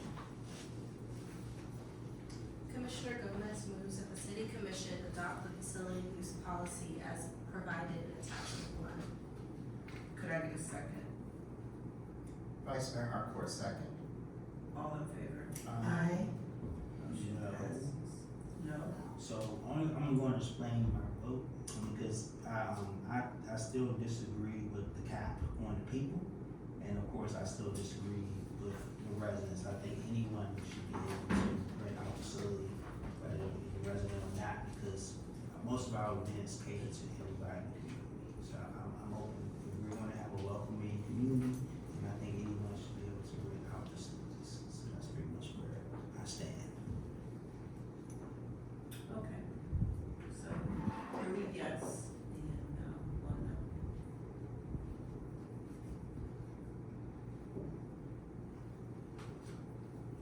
Okay, let's move on. Okay, we're good, thanks again.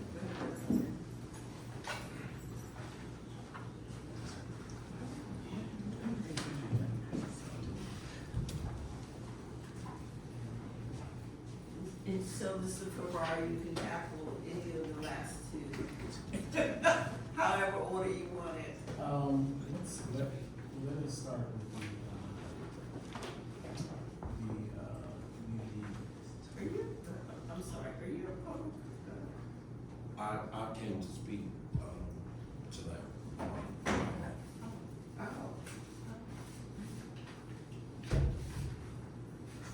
You missed the green, Larry Green. One second.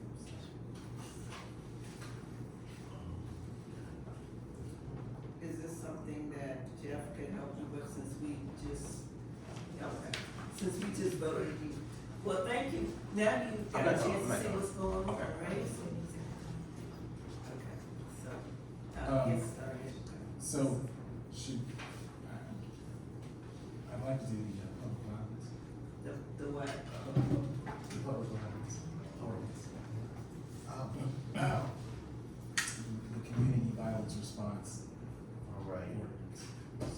So back in June, the city commission asked, staff to start working on a number of, ways that the city can respond to the kind of like recent uptick in violence in the city. So, Chief Tarpley is working on law enforcement operation plans, so this item speaks to other things we can do.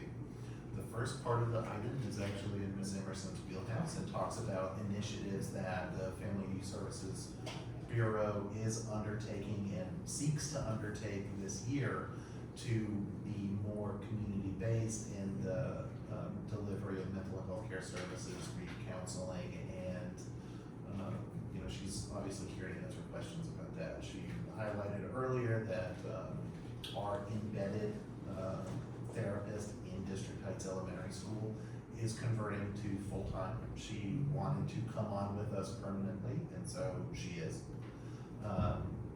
We're looking to continue that success both in the school and in community-based organizations. So until this point, YSB has had a fairly narrow scope. We're looking to slowly start broadening that scope as a part of this process. Second up is there are 3 key access points to essentially our hotspot, right? That's, our apartment complex on the northern end of the city. A lot of the issues that apartment complex gets are not necessarily of their own creation, right?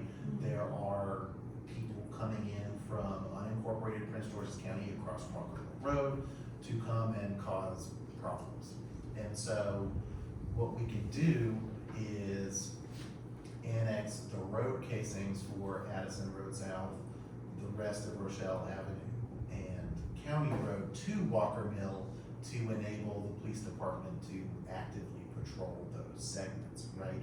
And so Chief Tarpley has gotten into a lot more stops and a lot more vehicle chases out of the city, and we're basically looking to start pushing that out away from the residential core by catching stuff earlier as it attempts to access the city.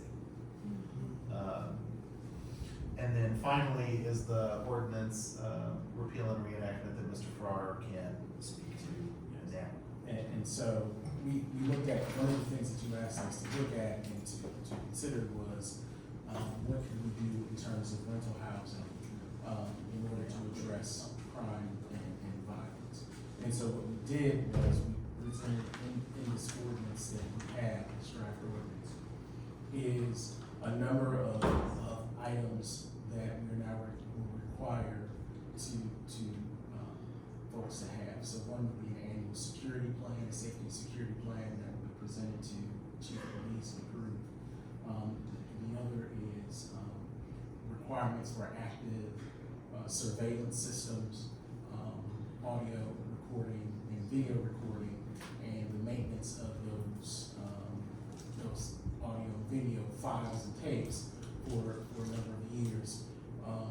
And then we also put in the ordinance, and I should tell the commission, what we looked at was we just decided to repeal that entire section 10-31 of the ordinance, and then to reenact it with some of these changes. So one, again, is the safety and security plan that has to be approved, surveillance, and then there is a number of provisions that would allow for non-compliance. So if you don't comply, then the city can revoke rental licenses, and then it allows appeal procedures as well.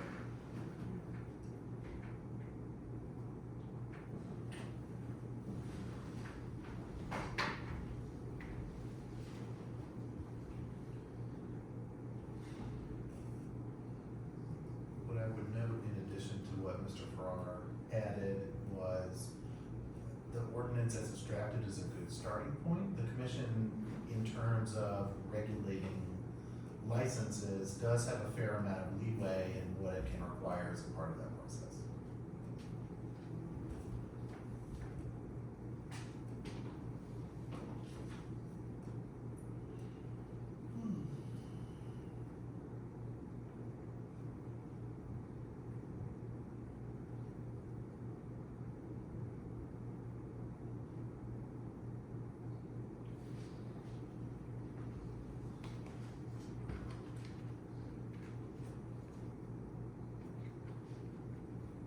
So, I'm looking at the, amend the city's codified ordinances. So, the section current licensing, requirements include compliance with county zoning ordinances. What does that really? So multifamily housing in the county has a zoning requirement. And so the zoning ordinance has specific setback requirements, parking requirements, floor area ratio requirements. And so what that says is, and it's congruent with what we already have in the city's ordinance, which is the city has adopted the county's zoning ordinance as its own. So it's just saying there still has to be a congruence between the county zoning ordinance and the city's.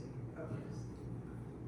So, but really, if you look at what's really changed and what's really added is what's the section K on page 4 and section L.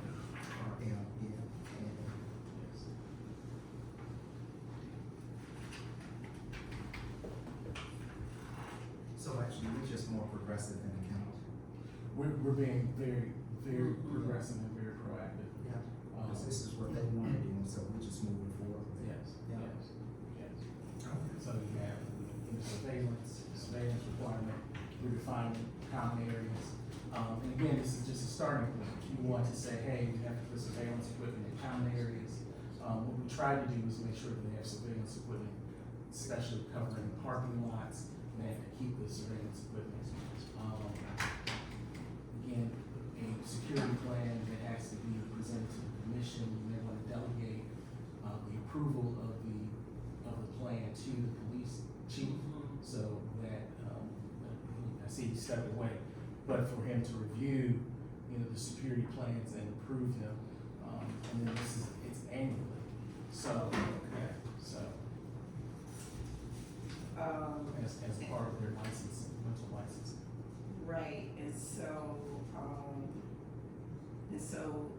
in essence, we're telling them that they have to have these mechanisms in place, but, if they don't, the failure to install and maintain, so if they say that they already have cameras, but they don't have anyone locally that manages it, that's a problem, Right, right? yeah, that's a problem, and you can find it.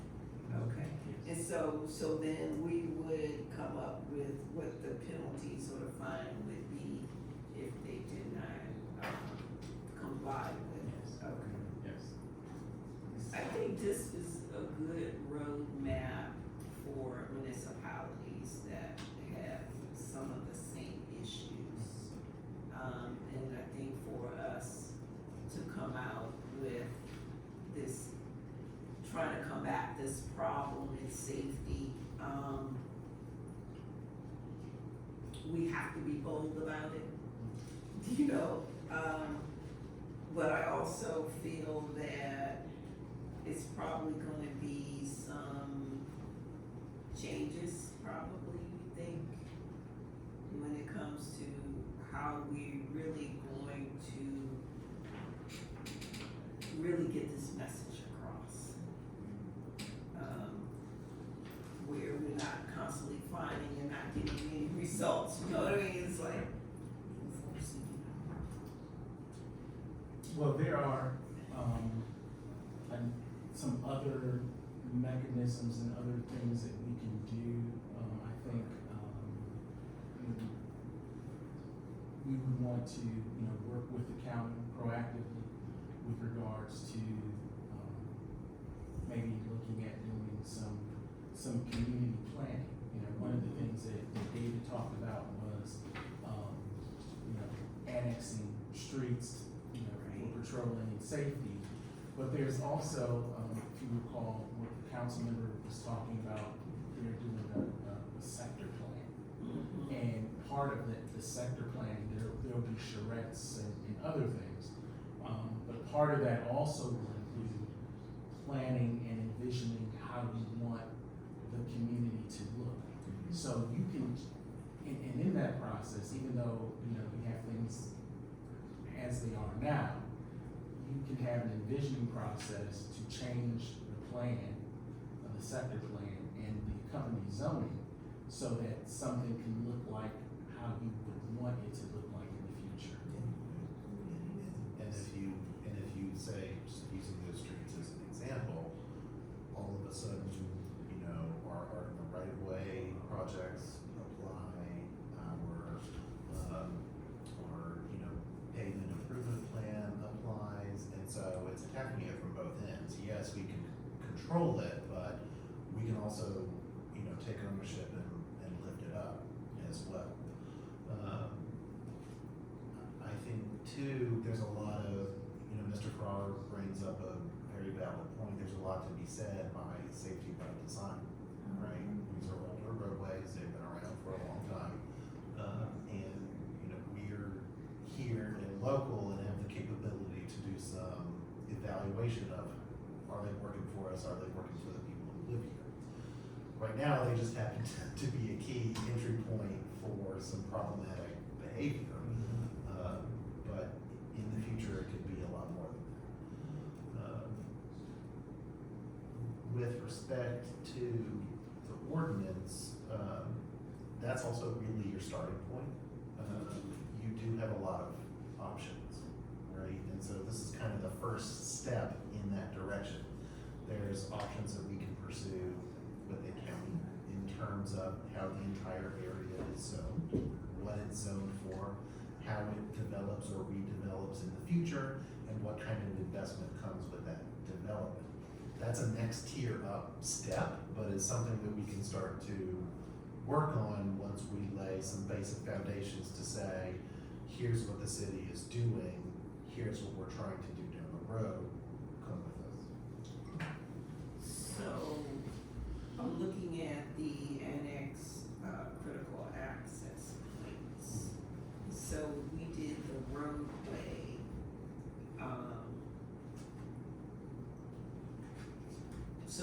so then that, we could do cameras on that roadway, because I know these are 3 areas that are troublesome.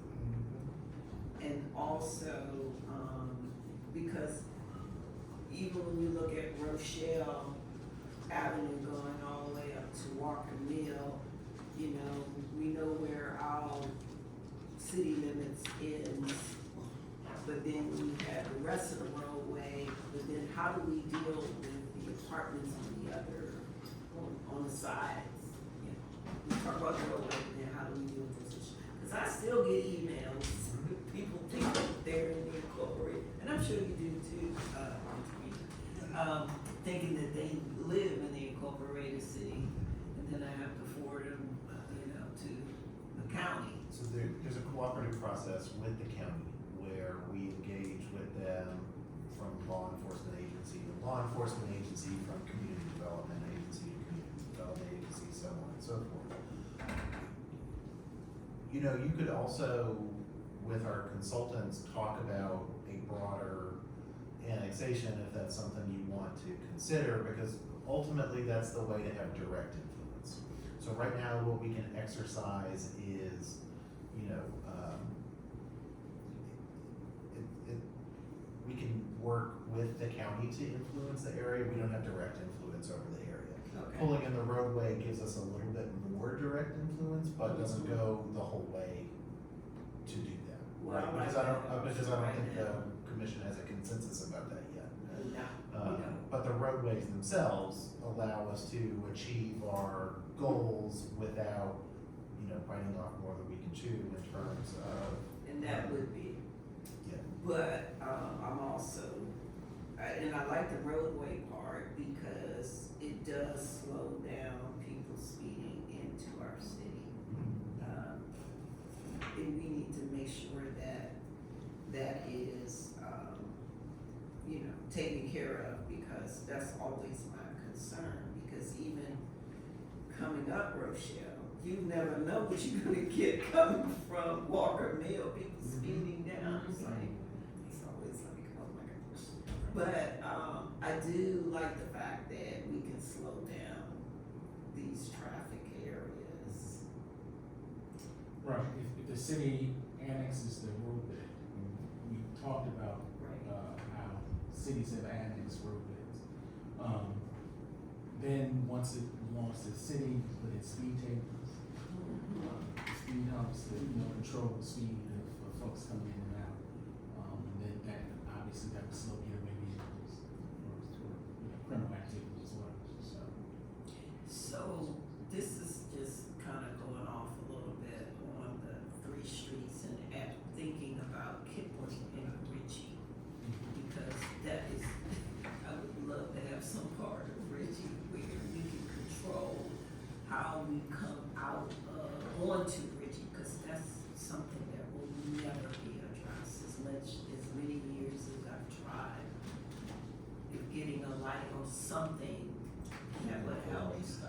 You know, and it just is, you know, and if we took that, I mean, then we could, put whatever safety mechanism there that would work.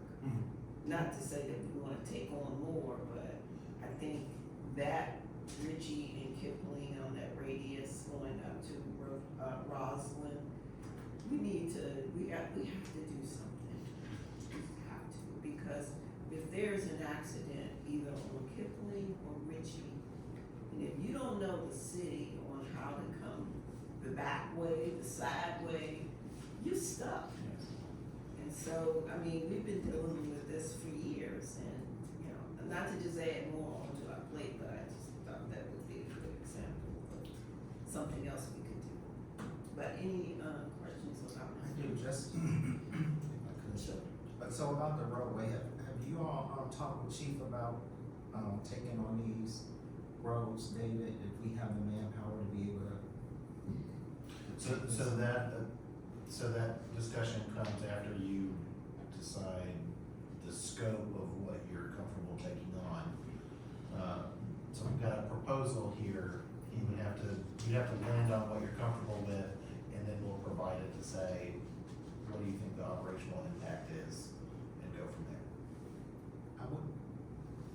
I think we should talk with him first, because he has the insight to be able to tell us which one of these roads these people are coming in and going out. I would wanna say it's Addison Road. Yeah, all of them are accurate. Addison Road is probably the worst cut through. Yeah. So he's seen the roadways in terms of which ones we're thinking about bringing in. What he hasn't done is the operational part to say, here's how I deploy cars. And then cameras and Right. all Yeah. that. Yeah. Okay. But he's seen the roads and is familiar with the access points. I think, I like this, I just like to make sure that we have the manpower, and two, you know, like you said, and the mayor said earlier, we don't wanna bite off more than we can chew. I know we probably have funding, we could put some speed cameras and stuff, because those things are not just the speed, they capture license plates. So they're really good at us capturing information. So I'd like to just maybe do a little bit, have a sit down with Chief to let us know, give us some more information maybe for the next meeting, on how deep we should go, if we can do all three, if we maybe should just start off with one. Is that fair? I think your ideas too, how he would go about remedying the issue as well. Yeah. From a law enforcement perspective, since he's getting in the chase. But the ordinance, this looks good. Yes, yes. This does what I think. So how can we move forward, but make sure that the chief is on board? Well, I think these are, they're separate. The ordinance is us. Yeah, you just do the ordinance. Right. And then, And we can amend it as. yeah, yeah, we can amend it, we can move it, move it for adoption. I was just thinking as you were talking about, you know, the license plate readers, you know, we need to incorporate that into the yeah. ordinance, just as you said, it just came into my head, and maybe we should also figure out, you know, do you wanna require at entrances, you know, multifamily apartment complexes that they have a license plate reader there? I mean, that might be something else too. You can incorporate it into a draft too. So you can move this, you know, adopt it here, move it to the regular meeting. Today's a work session. Move it to the regular meeting for adoption. We'll do the draft two, incorporate license plate readers and any other technology you think would be, important. So we'll do that in the draft two, and then you adopt that. So I know he wants a gunshot spotter, Once it shots on. but I know those are really expensive, but.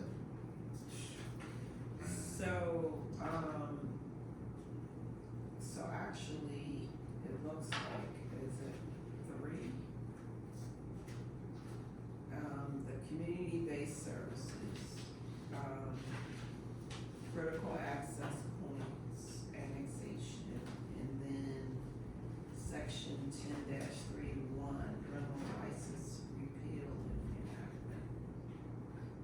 know we have to do it. So you could just adopt that, Mhm. and then the other items, we could bring them back to you at your regular session. Okay. Okay. So if you adopt this today, basically you're just moving into your regular session. Okay. You're not adopting, Can adopt the ordinance. and we can't adopt it today. Okay, is everyone comfortable with that? So, do you see the motion? So, can I get a motion to adopt the ordinance? Hold on, really quick.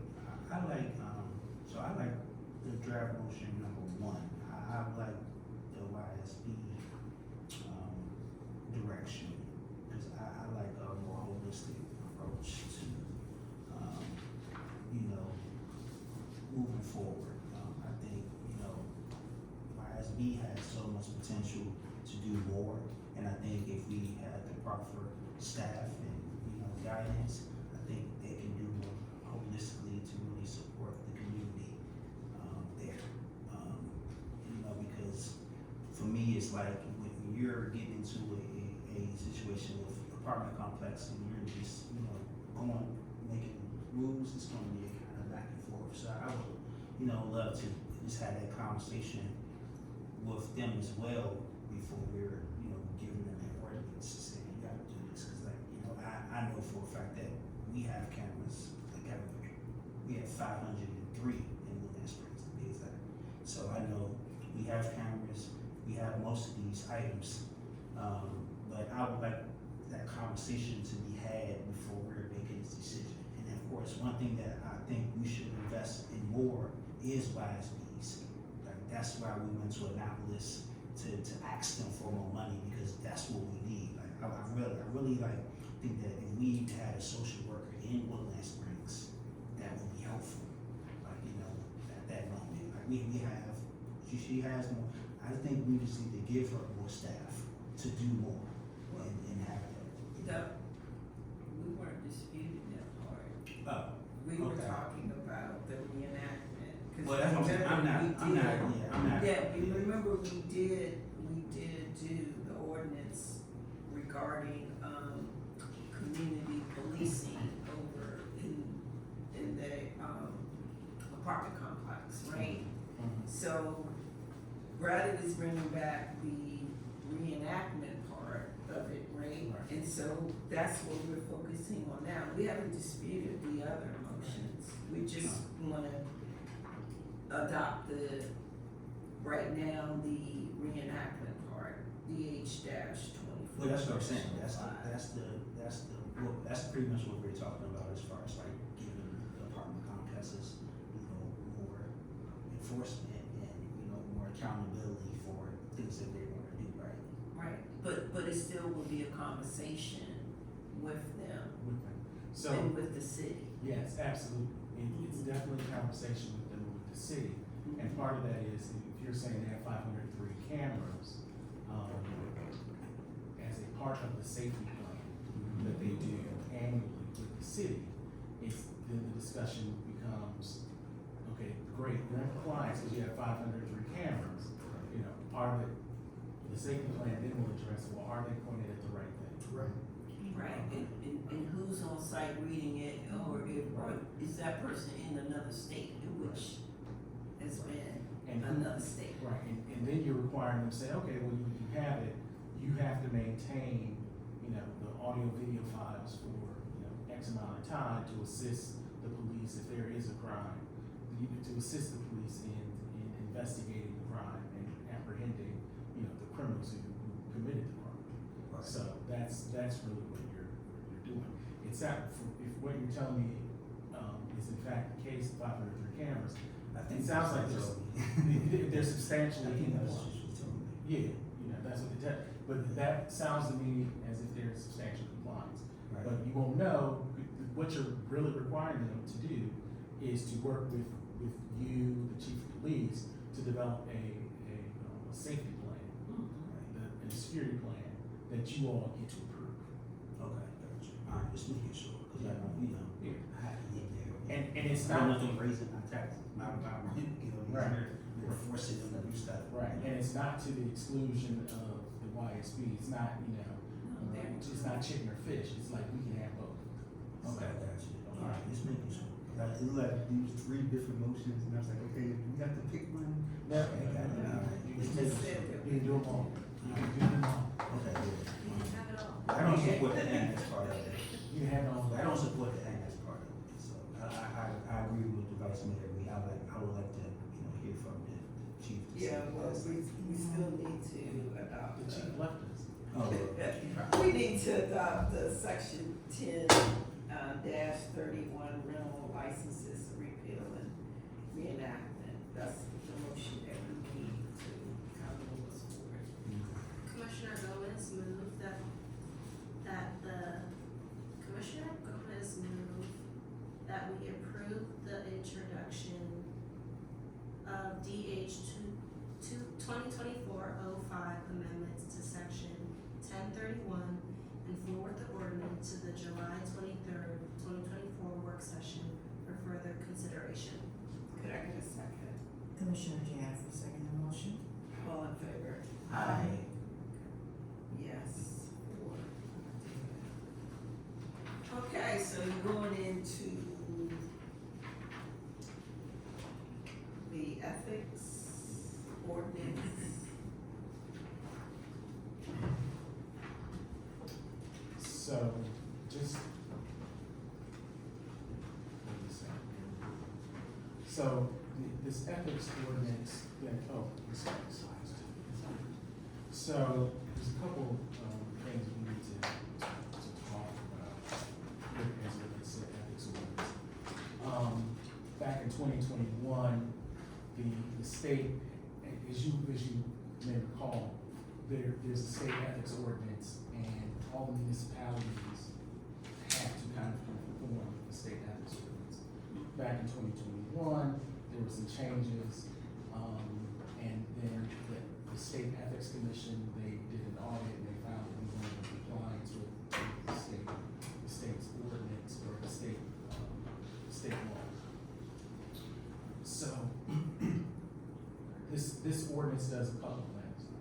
One is, it brings us into compliance with some of the regulations of the state law. And you'll see some of the language in there, like is about disclosure of certain relationships, like the University of Maryland Medical System, that type of thing. So that brings us in compliance with state law.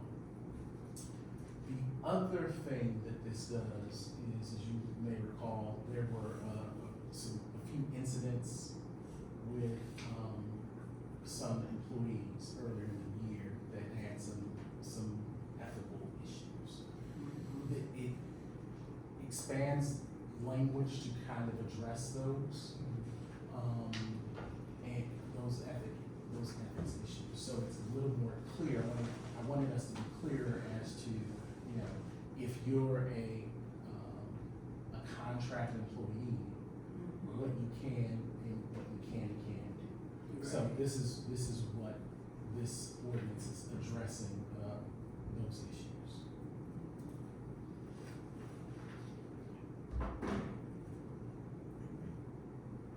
So,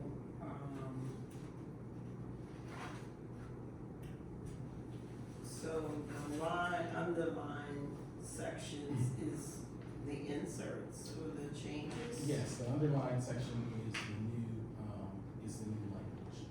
And then, where we have, stars, for example. So when you see those stars going there, so that means the code is unchanged. So it's still gonna be there, but we're just adding new language. So I'll just give you for example, where it's underlined. If you go to what's page 8, and if you look at, just at the top there, so we're leaving the sections A and B in place, and then we're adding the section C, where it says non-disclosure of certain information. And that is, the commission shall maintain the confidentiality of and shall not provide access to information related to consideration received from specific entities. These entities include University of Maryland Medical System, a government entity of the state or local government of the state, blah, blah, blah. So that is consistent with the state's language, but it's new language added to our code to be consistent with the 2021 changes.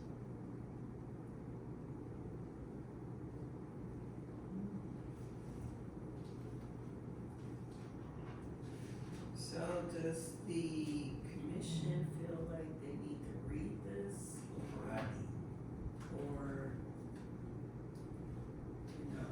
come back the next work session? Cause this is a lot. It's a lot, it's a considerable, it's less than what was, initially proffered to the commission. with the- Right. Some, I don't know, 50% on pages, whatever that Right. number was, and it was really confusing. Uh-huh. Yeah, So, so we can actually, say that we're gonna address it.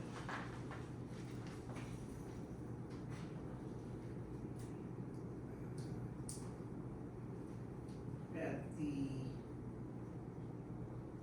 so do we introduce it but adopt it you on can, the you can, 23rd? you can introduce it and adopt it, and if between now and the 23rd, Uh-huh. if there are additional changes that need to be, to be made, Okay. so we'll come back with the draft, we'll come back with the draft too. I think that would be good.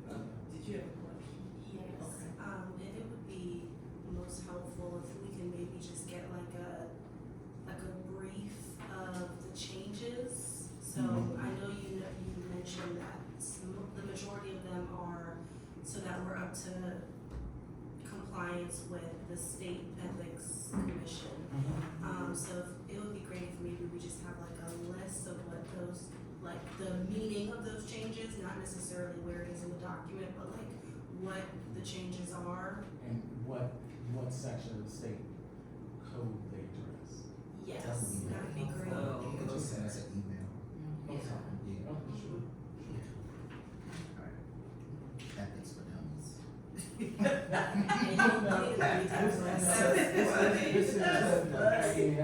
I mean, that is fun, but it's really not an ethics issue, I mean, you're really addressing your state law. In a lot of instances, and then, again, some of the changes were to address, and to clarify and to address those situations that you all are familiar with that occurred.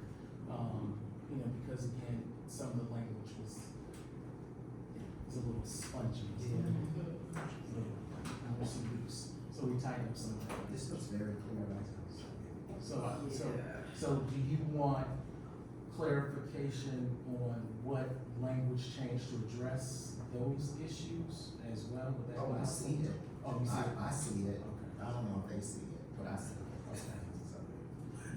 Yeah, I guess I would just more so like a list of like what, because for instance, I'm noticing there's a lot of references now to former elected officials and rules around that. So it'd be useful to sort of get a brief of what rules are now in place for former electeds. And I mean, I trust and trust and verify that it's already reflected in this, in the charter. So you see where it says former elected officials and it's underlined? Mm-hmm. So that's now, that will be added. So what it's saying is,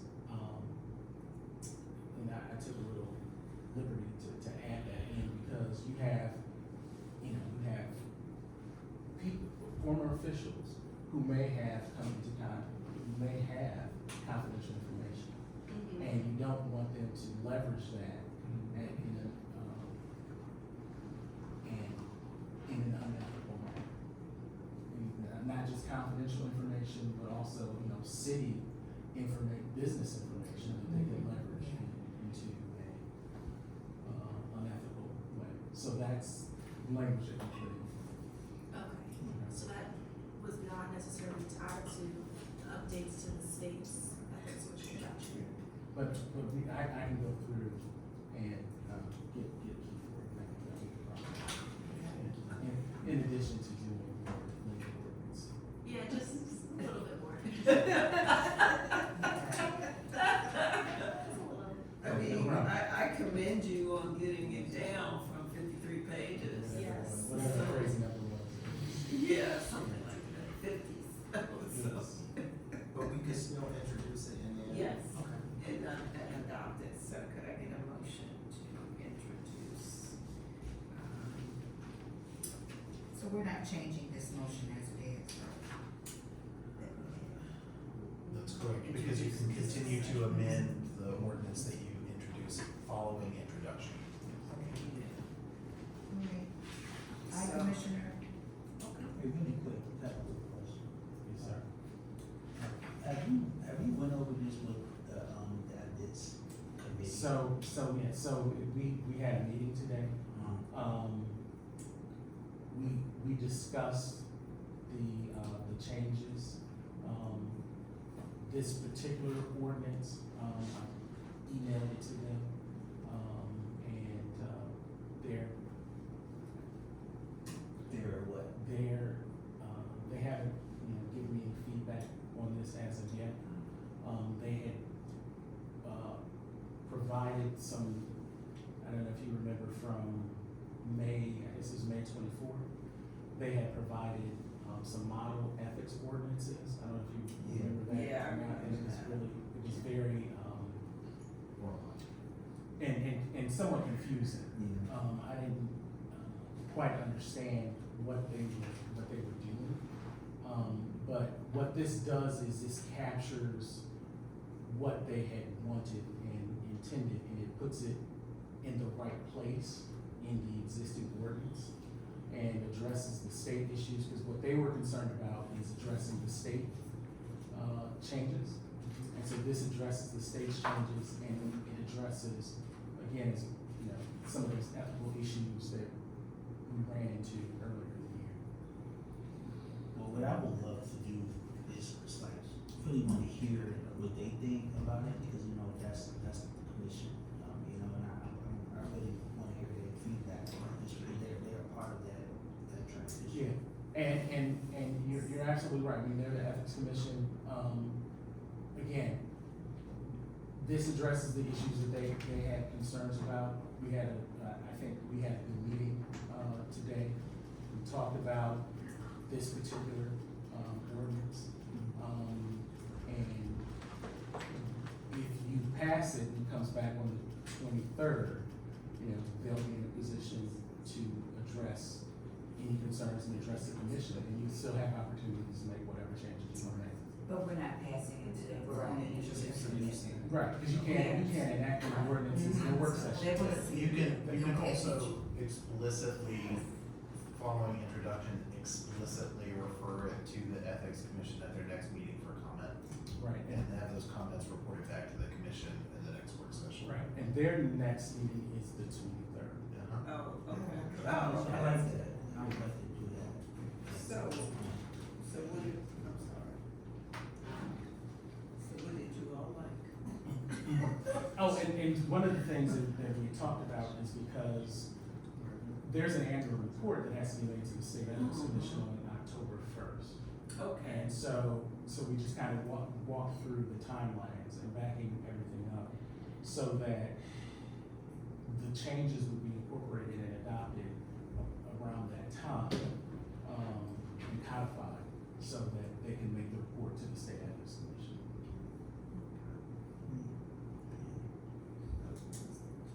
So we're gonna wait for the ethics. to introduce it. We're gonna still introduce it today. Today, Okay, and then the adoption will be on the 23rd. right, okay. Well, I just don't feel comfortable introducing it without their feedback. They don't have a caveat to. Yeah, well, because really it's the state changes as. I mean, but I would like to get the breakdown, right, the changes before I make any decisions. Right, But we're adopting. yeah, so you're not even, all you're doing is introducing So you're not even adopting. I mean, I haven't even, like, I don't even fully understand everything that's on here. And that's what I'm saying, I'm not supporting something that I can't even understand. Like, I'm not voting yes, like, we move forward if I don't really understand what I'm even reading. Right, and And I, that's why I'm sorry. And that's what I'm saying, I don't. right, so you won't, so I just wanna make sure that I'm clear. Right. So today is an introduction. You can't adopt anything in a Right. work session. So if you look at your, the commission rules of procedure, Mhm. you can't adopt anything in a work session. So you have to move it to introduce, and then it's in the commission meeting where you could adopt it. In that commission meeting, you still have, and the ethics commission can come forward and tell you what they feel, what they think. We'll have an opportunity, you can continue to make changes to it at that time. And it'll be on the 23rd where you'll have the opportunity to then adopt it. Yeah. But what I'm saying is like, when you created this ordinance, you should have already had those changes in there at this point. Like, I shouldn't be reading this whole ordinance without those changes already addressed. So that way, when we're adopting it, it should already be known that these changes are here, this is that, like that. I would like to see a summary of the changes while we're looking at the ordinance. You know what I'm saying? And right, and so what we did was we took those changes. Those changes aren't incorporated anymore. So the changes that they wanted, the changes that the state wanted are already incorporated in here.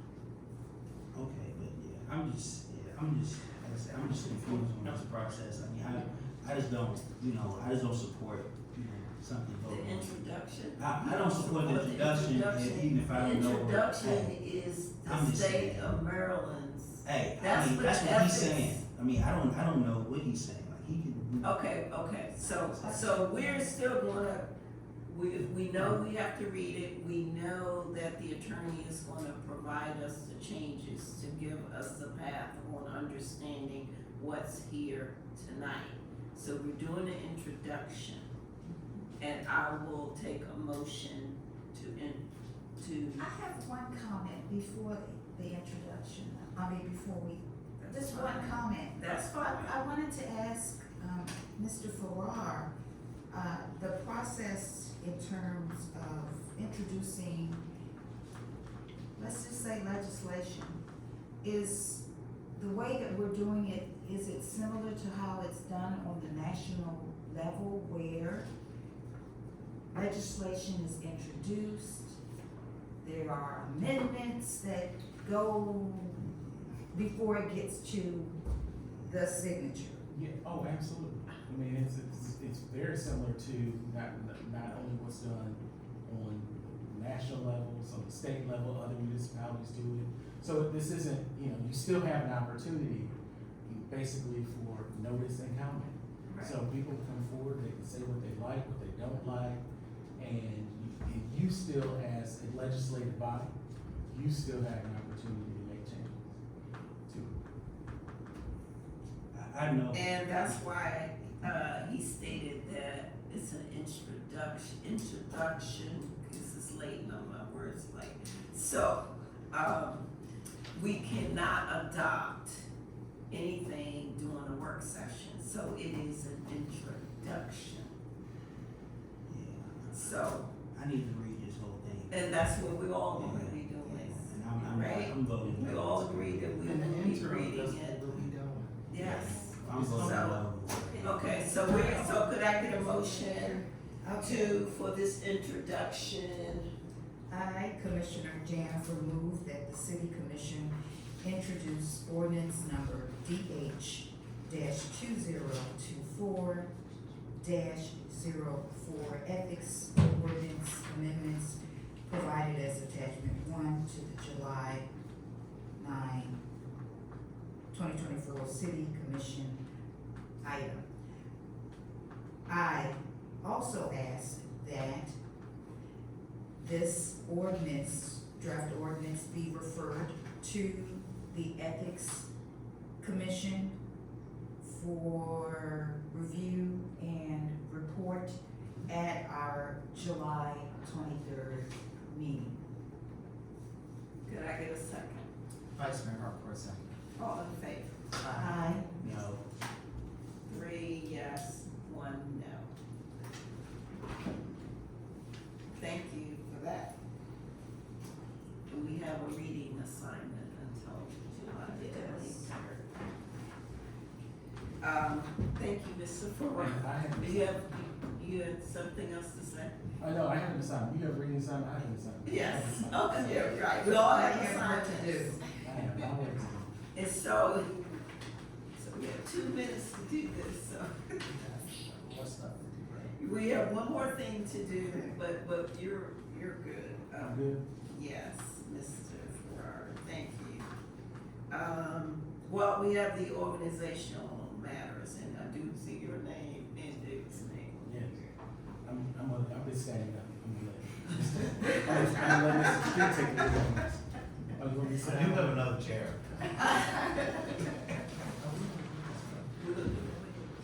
Well, you know, just hold that for a second.